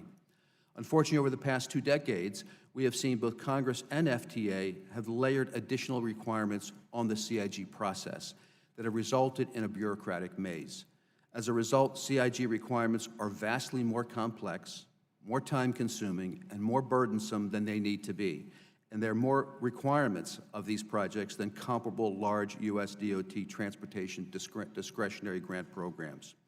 Moreover, these burdensome requirements cause significant delay in project approvals, which result in considerable increases in project costs. Today, a CIG project sponsor, typically a transit agency, faces almost 60,000 words of federal statutory law, regulations, and administrative guidance that's required under the program. In comparison, a federal aid highway infra grant applicant faces less than 1/4 of the statutory language and no specific regulations. The bureaucratic maze is not only a burden for CIG project sponsors, but also affects local decision-making, as communities must then weigh whether to proceed with a CIG transit project with all of its requirements, or alternatively to build perhaps a highway project that has much more limited requirements. Although we've got a great partnership with FTA, this is an area of great concern for us and some disagreement. And I want to say, for the record, that we have a terrific partnership with the FTA and with Administrator Williams. We work together hand in hand on a daily basis, as do our members. But this is an area of CIG that we have a striking difference of opinion. With regard to funding, while we are encouraged that the administration expressed support this year for the CIG program in the President's budget, we strongly urge Congress to provide funding at or above the FY19 enacted level of $2.6 billion. Additionally, we encourage Congress to continue to require FTA to obligate these funds. Of the $2.6 billion that Congress provided for capital investment grants in fiscal 19, more than 1/2, some $1.3 billion, has not yet been even allocated, let alone obligated, to specific projects. I can assure you there's no shortage of interest in these vital grants. There are 10 New Start and core capacity projects under full funding grant agreements today, and 53 additional projects in the CIG pipeline in 20 different states seeking $27 billion of CIG funds. We urge FTA to move forward as expeditiously as possible to use the available fiscal 18 and 19 funds to invest in these critical projects. Many AFTA members have expressed concerns that FTA is strongly encouraging significant local overmatch of the federal CIG share, particularly for New Start projects. These project sponsors believe that DOT will not move forward with their New Start project unless the project sponsor accepts significantly less than a 50% CIG share. This significant overmatch can require projects in a pipeline to redo their budgets, causing delays, and could in fact discourage project sponsors from seeking the CIG grant at all. CIG overmatch can also affect local community decisions I mentioned as a moment ago. The decision between, do I invest through the myriad of requirements for a CIG project, or do I look for another alternative? APTA is also concerned with the policies outlined in FTA's 2018 Dear Colleague letter. Again, as we have a great partnership with FTA, this is an area that we regret the agency, FTA, did not consult with the public transit industry prior to making these significant policy changes. The Dear Colleague letter has created considerable confusion among project sponsors regarding certain policies. For instance, sponsors remain confused on DOT's new treatment of TIFIA. To eliminate that confusion, we urge Congress to clarify that TIFIA loans repaid with non-federal funds are indeed local match. That shouldn't be an issue of contention. At the time of the Dear Colleague letter, FTA also announced changes to its evaluation of CIG projects. Specifically, FTA now conducts risk assessments much earlier in the process. Prior to joining APTA as President and CEO last year, in 2018, I was directly involved in delivering capital investment projects on both the public side and the private sector side. Conducting risk assessments too early in the process can be problematic because at that point, project sponsors have not yet performed an adequate level of design and engineering to fully calculate the likely risks. Similarly, increasing the probability threshold percentage requires project sponsors to have large amounts of local funding on hand as project contingencies. As many local elected officials know and transit governing members know, it's difficult to find the extra dollars oftentimes. Moreover, given that the federal share is established upon entry into engineering, significant costs of contingencies and the risk and responsibility are pushed to the project sponsor. Thus, we urge Congress to reverse the Dear Colleague and risk assessment changes. Finally, APTA strongly urges the committee to conduct a zero-based review of the CIG program to assess all statutory, regulatory, and administrative requirements through what I would describe as a two-part test. First, does the requirement strengthen the CIG program and ensure that beneficial projects across the country are delivered in a timely manner? Second, does the requirement protect the taxpayer's interest in funding good projects? We strongly believe that dozens of current CIG requirements do not meet this test. In addition to a zero-based review, we recommend 4 additional policy reforms to strengthen the CIG program. First, establish a CIG pipeline dashboard where FTA must report on the progress and status of its projects at each milestone so that stakeholders, decision makers, elected officials, and the public understand how these projects are moving through the pipeline. Second, codify a fixed federal share to provide certainty for project sponsors for CIG projects. Third, clarify that TIFIA loans, as I mentioned, are indeed local match. Fourth, reverse the 2018 risk assessment changes, which really do not add to project certainty and create more delays. On behalf of APTA, I thank you for giving us the opportunity to testify and to share our thoughts on capital investment grants. We look forward to continuing to work with this committee, with the FTA, and the industry to strengthen the CIG program and ensure that these critically needed public transportation improvements are delivered in a timely manner. I look forward to answering any questions you may have. Thank you. Thank you very much, Mr. Skoutelas. I must say your figure, when I hear a figure like that, 1.3 billion, I believe it was, not allocated, you know, I'm not used to that kind of money floating around the Congress and nobody making use of it. Could I ask you, Mr. Skoutelas, you indicated, I believe, that there was no consultation before the changes in TIFIA and risk assessment, no regulation, no regulatory change is required for that kind of change? There was none. There was none, and we think it's vitally important as the industry. Again, not to take anything away from the FTA staff and their expertise, and I commented on that previously, a lot of expertise lies within the project sponsors themselves, and we have a lot to offer because the individual members and sponsors are on the front lines delivering these projects. And so I think an order of consultation, an opportunity for the industry to input would be highly appropriate. That's the usual rule in the Congress. You can make all kinds of mistakes by not consulting, and if that's not required by regulation, we will have to make sure in the 2020 reauthorization that the appropriate statutory change is made. Very helpful suggestions. I tried to get at, for example, your notion of reporting on the status when I asked the acting administrator to get back to me, but your further detail will be very helpful to us in submitting questions to her following this hearing. I'm trying to understand these different programs. You got one program, the DOT discretionary program, and then we have this program, which it seems to be far more complicated. And I believe, I'm trying to understand how one being more complicated than the other.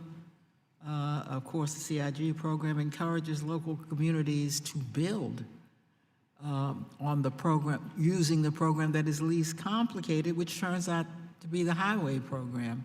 Does that result in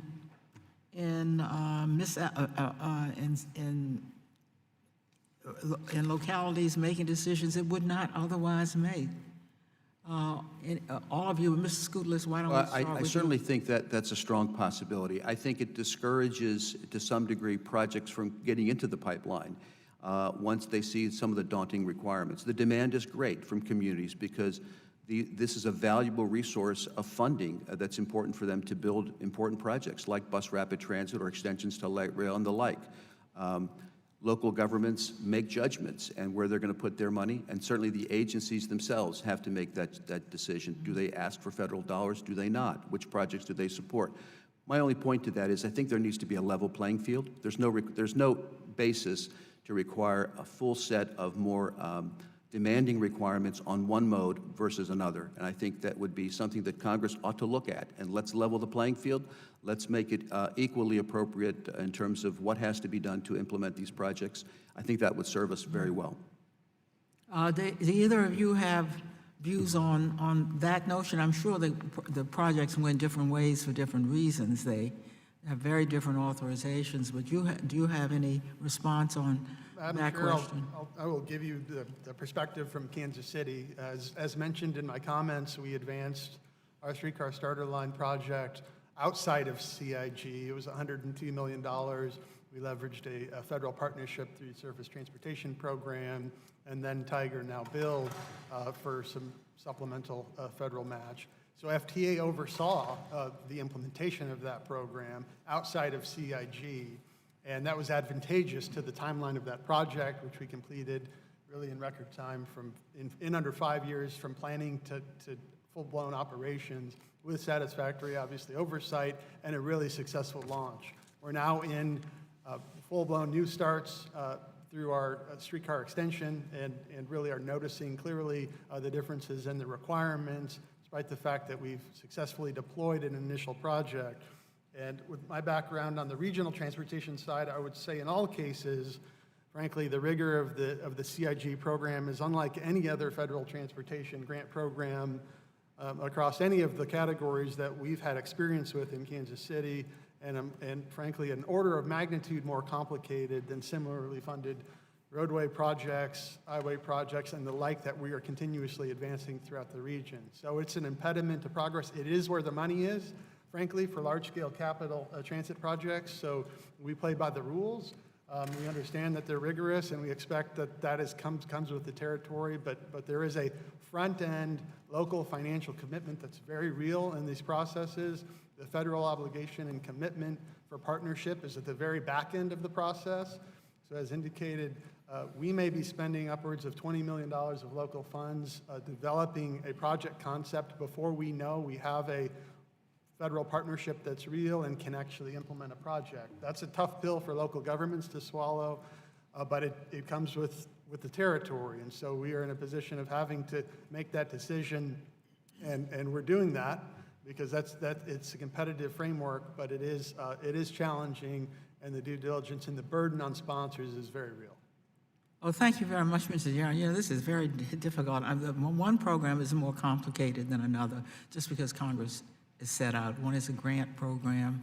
The other was always meant to give a lot of discretion to the jurisdictions. So in reauthorization, we will have to look more closely at making the CIG program easier to deal with at level of the administration as well as with grantees. Ranking member, I'm pleased to recognize our ranking member, Mr. Davis. Thank you, Madam Chair, and thank you to the witnesses. Sorry we didn't have a little bigger crowd, but you got the best of the best with us three here, I would say. Hey, look, first off, Mr. Guerin, now the Kansas City streetcar, I know that's probably in my colleague Ms. David's district, but I gotta know, does it go to Worlds of Fun? It does not yet, no. Okay, is that in your long-term planning? That is part of our multimodal strategy to extend beyond streetcar. It's multimodal, bus, on-demand transit services, of course. As somebody who was born in Des Moines, Iowa, our closest city outside of Des Moines to go have fun at when I was young was Kansas City, and I remember the Worlds of Fun was my favorite place to go. So is that in your district, Ms. Davids? Is it across the state line? Oh, it's in Missouri? Okay, well, hey, you know what's good? It's projects like that that can transcend state lines, if needed. Well, first off, I want to thank all the witnesses. And, you know, we've talked about the CIG program, the panel before with the acting administrator, now with you.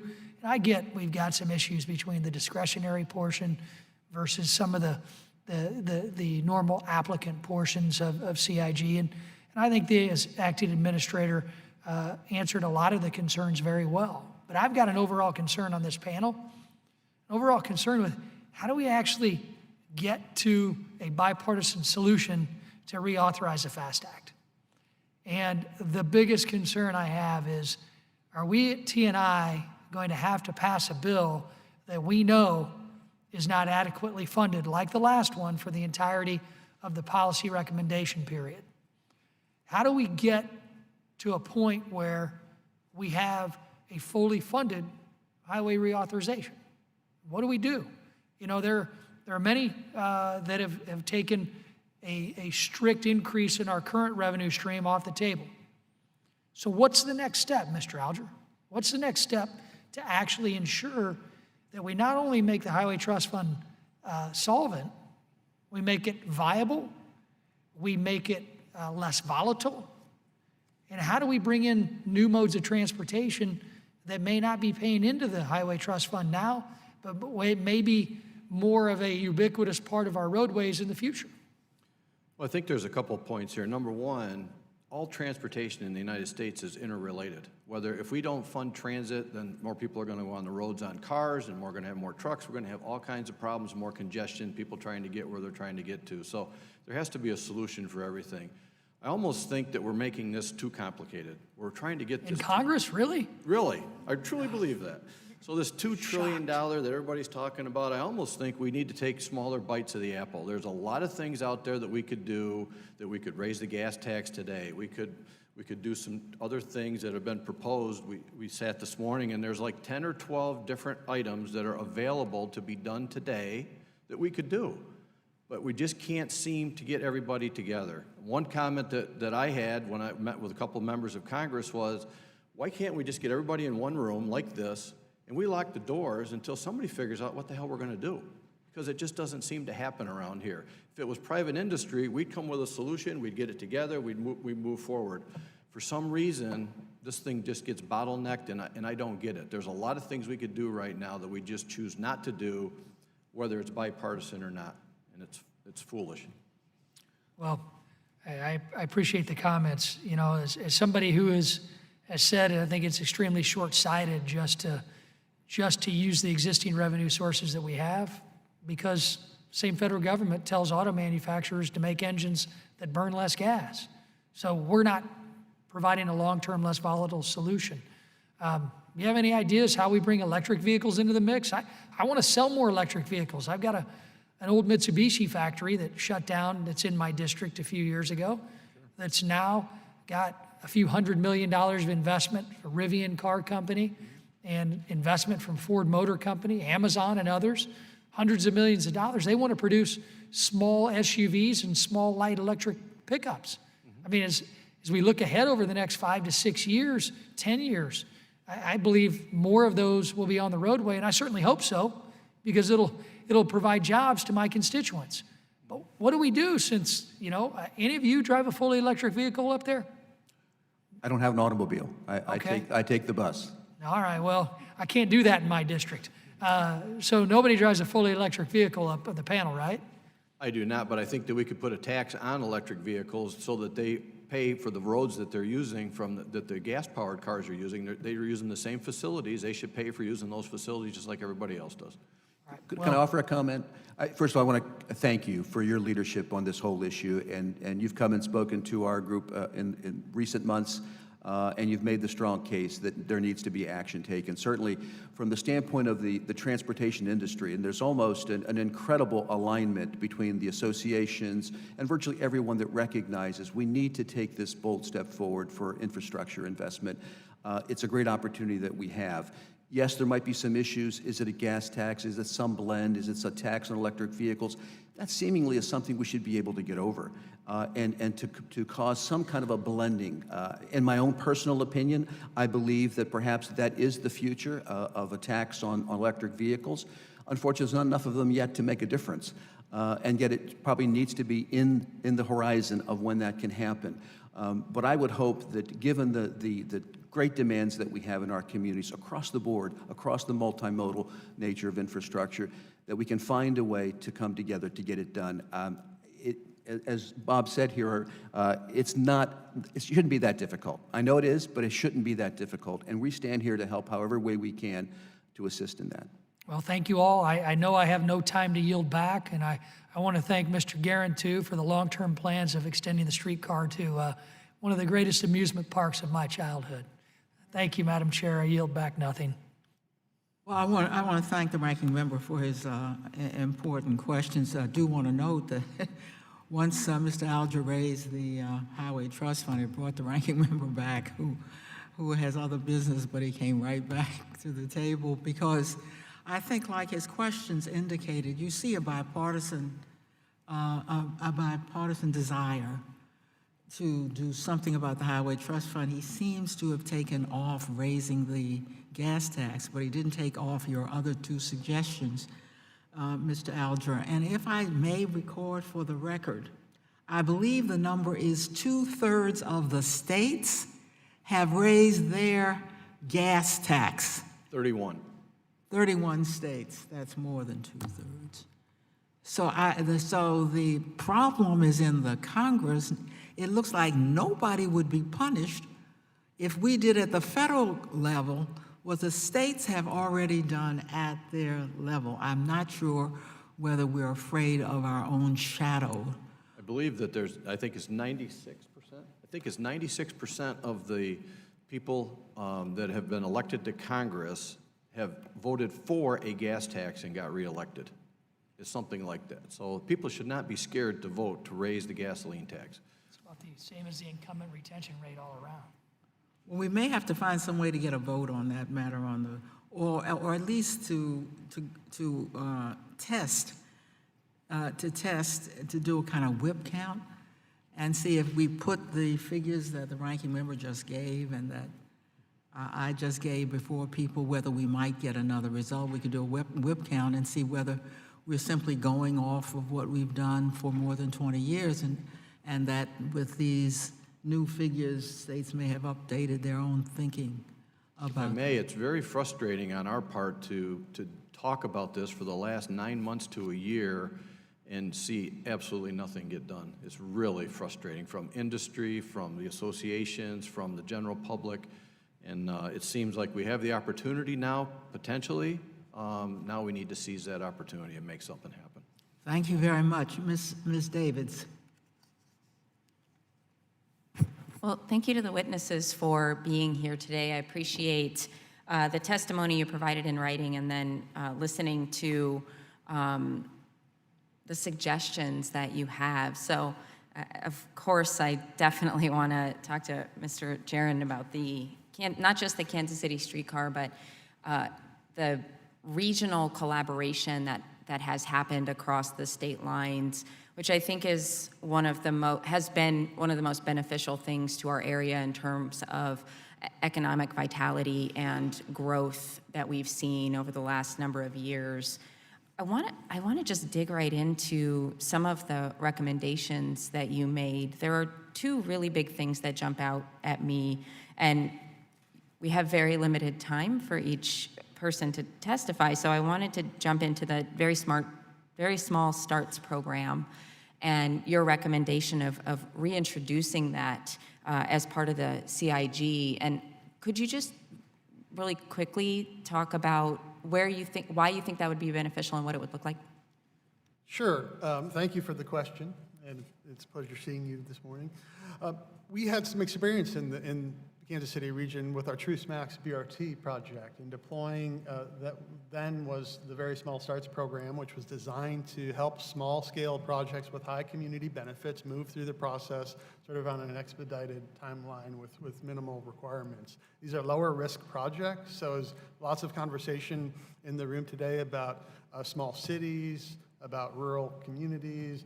We definitely think, as we look at even the small starts requirements and the burden placed on projects, even through the small starts pipeline, that there's the smaller end of the projects in that spectrum. There's an opportunity to, once again, carve those out, create another category effectively for the small starts projects, the very small starts projects, that could help expedite and move low-risk projects with high benefits at a faster pace. It's worked well in the past. We think it's an opportunity. It's worth revisiting that.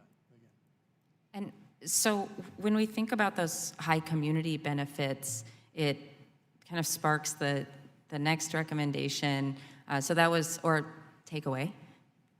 The second takeaway was what you were just speaking about. And then the third takeaway, which has to do with the project due diligence and part two, I really get into these things.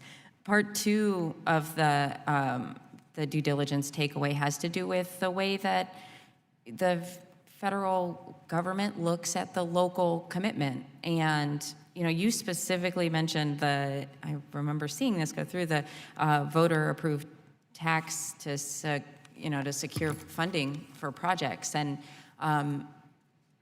some of the other things that have happened in the region that demonstrate a local commitment to investing in these projects, and then to still not have that count.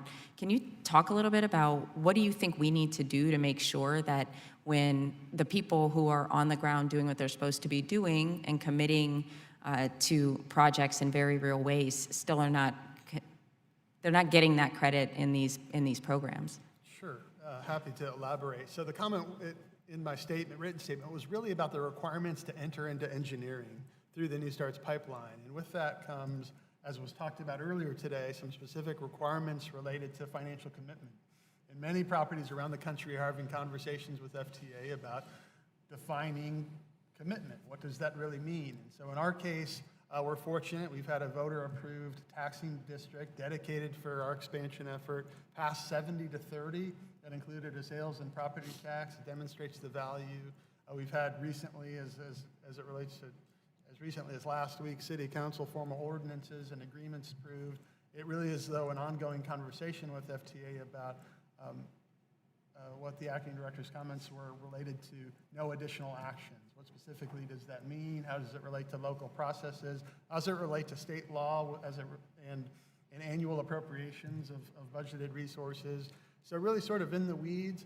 The point that I would really like to make here as it relates to CIG and engineering specifically is that it's still an action and its authorization and approval and to enter into a phase of the process that still is without a federal commitment. We're not talking about full funding grant agreement. We're just simply seeking to move into the final phase of the process, the engineering phase, and there's some really high bars as it relates to entering into that phase. So our recommendation as it relates to the risk assessment, financial readiness, some of those considerations as we're thinking about streamlining the program, we think make sense to reevaluate and reconsider. Do they really have to be located where they are currently located in the process, or could they be criteria that instead of being held against entry into engineering are held against a full funding grant agreement?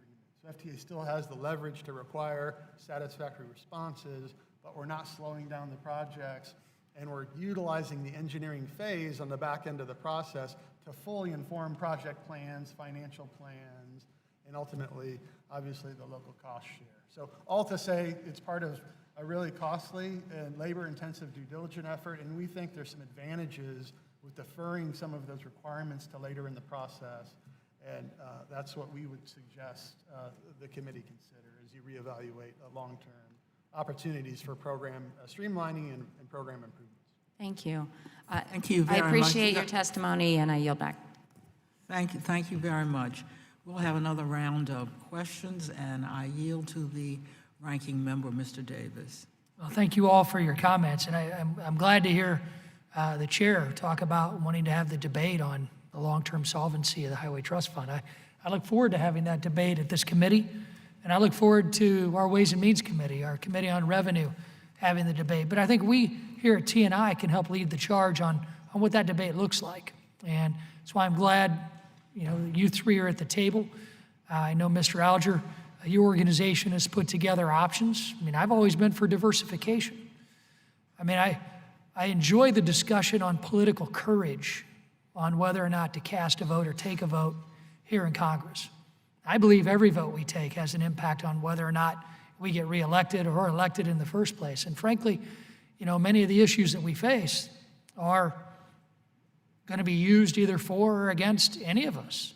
But the bottom line is, members of Congress on both sides of the aisle, we take votes based upon what we think is best for policy. And I can tell you there are good men and women that sit on this committee and serve in this Congress that will not put political considerations ahead of doing what's right for this country.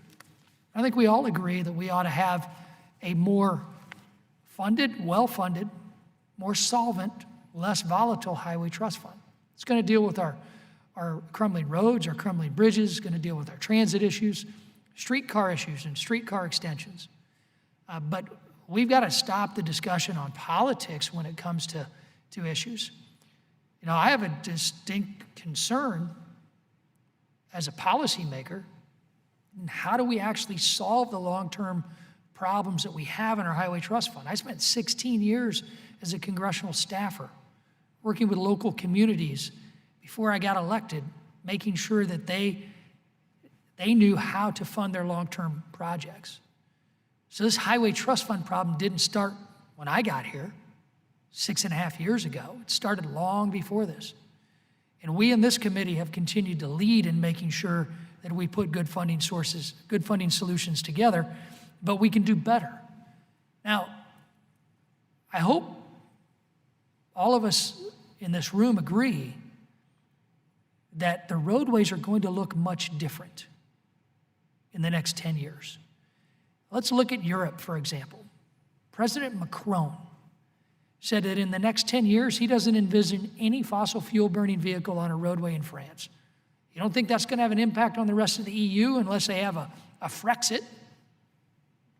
It's going to be huge. You don't think that's going to come over here? I mean, look, I hope we're selling a lot of Rivian small trucks and SUVs out of my district. We didn't sell enough Mitsubishis, which means that plant shut down. Now it's reopening. So when we look ahead, I want to commend ARTBA for helping to lead the charge in the past, for helping to look at diversification. That's leadership. We need to do more of that and less about politics here in this committee. That's what I hope we do here. Now, I mentioned diversification. I got 1 minute and 37.6 seconds left after my 3.5-minute filibuster. Who wants to answer what can we do to diversify? Do you agree that we need to diversify, number one? And what do you recommend? So I'll take the lead on that. We've had the BOLD Act in place at ARTBA for quite some time now. We've been talking about this.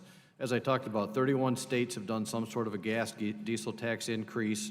It's non-political, it's simple, it's easy. There's nothing that we shouldn't be doing anyways.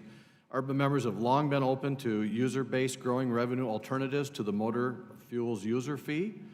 To support the nation's aviation infrastructure system, a 6.25% air cargo tax was imposed in 1972 as a cost of moving goods for transportation. Congress could apply the same concept to surface transportation infrastructure through either a commercial truck air cargo tax companion or a vehicle miles tax on trucks. And then combining the freight fee with electric user vehicle fees collected on the battery manufacturer's level or as a registration fee like 27 states do now can serve as a strong base alternative to motor fuel tax increases, or better, combine the two, and then you've even got two mechanisms that will adjust the tax. And those are the types of debates that we need to have here. Look, this committee, during my time here, was asked by the barge industry for our water resources, our locks and dams, our inland waterway navigation system. It runs through my district in Illinois. It's so important for us to get products out in the global marketplace. They asked for a voluntary fee increase. You know what? It passed unanimously, I believe, out of this committee room. Not one person has been criticized for that because it was working within industry, we're working within the institution. Now, my biggest problem is the Corps of Engineers going to spend that money wisely. We went from no money to wondering what to do. Now we have a surplus, wondering if the Corps of Engineers is going to actually invest in upgrading our inland waterway system. That's a good problem to have. We don't have that in highways and bridges and transit right now. But this committee leads. This committee does it, and I look forward to working with the chair to make sure we have good common sense solutions like that coming forward. Mr. Alger, thank you for those other options. Thank you for your time. And Mr. Skatellis, Mr. Guerin, thank you for your time. I promise I won't ask another round of questions. I yield back. But that was a very useful round to close on, and I thank the ranking member. You can see the ranking member is searching for ways to respond to your testimony, indicating what is necessary if we're going to proceed. The fact that the issue of gas tax increases has become so prominent in this testimony was not one shunned by the ranking member, but encouraged more questions for him. And I want to assure him that I want to work with him to find a way to get through this conundrum that the states have somehow managed to get through. Your figure of 31 states. My state, the District of Columbia, has raised its gas tax. I wouldn't be surprised if the ranking member's state has as well. They just doubled it. Just doubled it, he says. So we have lots of encouragement from you and from our own jurisdictions. I want to say to the ranking member how much I appreciated his forward-thinking remarks on how France has raised the, we'll get to no fossil fuels in no time flat, because it shows his understanding and concern about climate change, indeed about the revenue that could be yielded by doing what France is doing, and that is turning away from fossil fuel to other modes of energy. So I want to indicate, I want to thank you for the, I was not aware that France was that far ahead of us. And I want to encourage the ranking member that I would like very much to work with him on this issue as well, which is very much related to our committee. I think the transportation is second in use of fossil fuels in the United States. If there are no more questions, then I would certainly like to thank our witnesses. You were held overtime because of the interest of the ranking member and me in your testimony. I want to thank each and every one of you for very helpful testimony today. Your contribution has not only stimulated us, but will certainly go into our thinking about the 2020 reauthorization. I ask unanimous consent that the record of today's hearing remain open until such time as our witnesses have provided any answers that may have been requested by members or that they themselves may want to submit in writing. I thank the ranking member for his questions and, excuse me, I ask unanimous consent that the record remain open for 15 days for any additional comments and information submitted by members or witnesses to be included in the record of today's hearing without objection, so ordered. If no other members have anything to add, the subcommittee stands adjourned. Thank you. Thank you. My goodness, that was.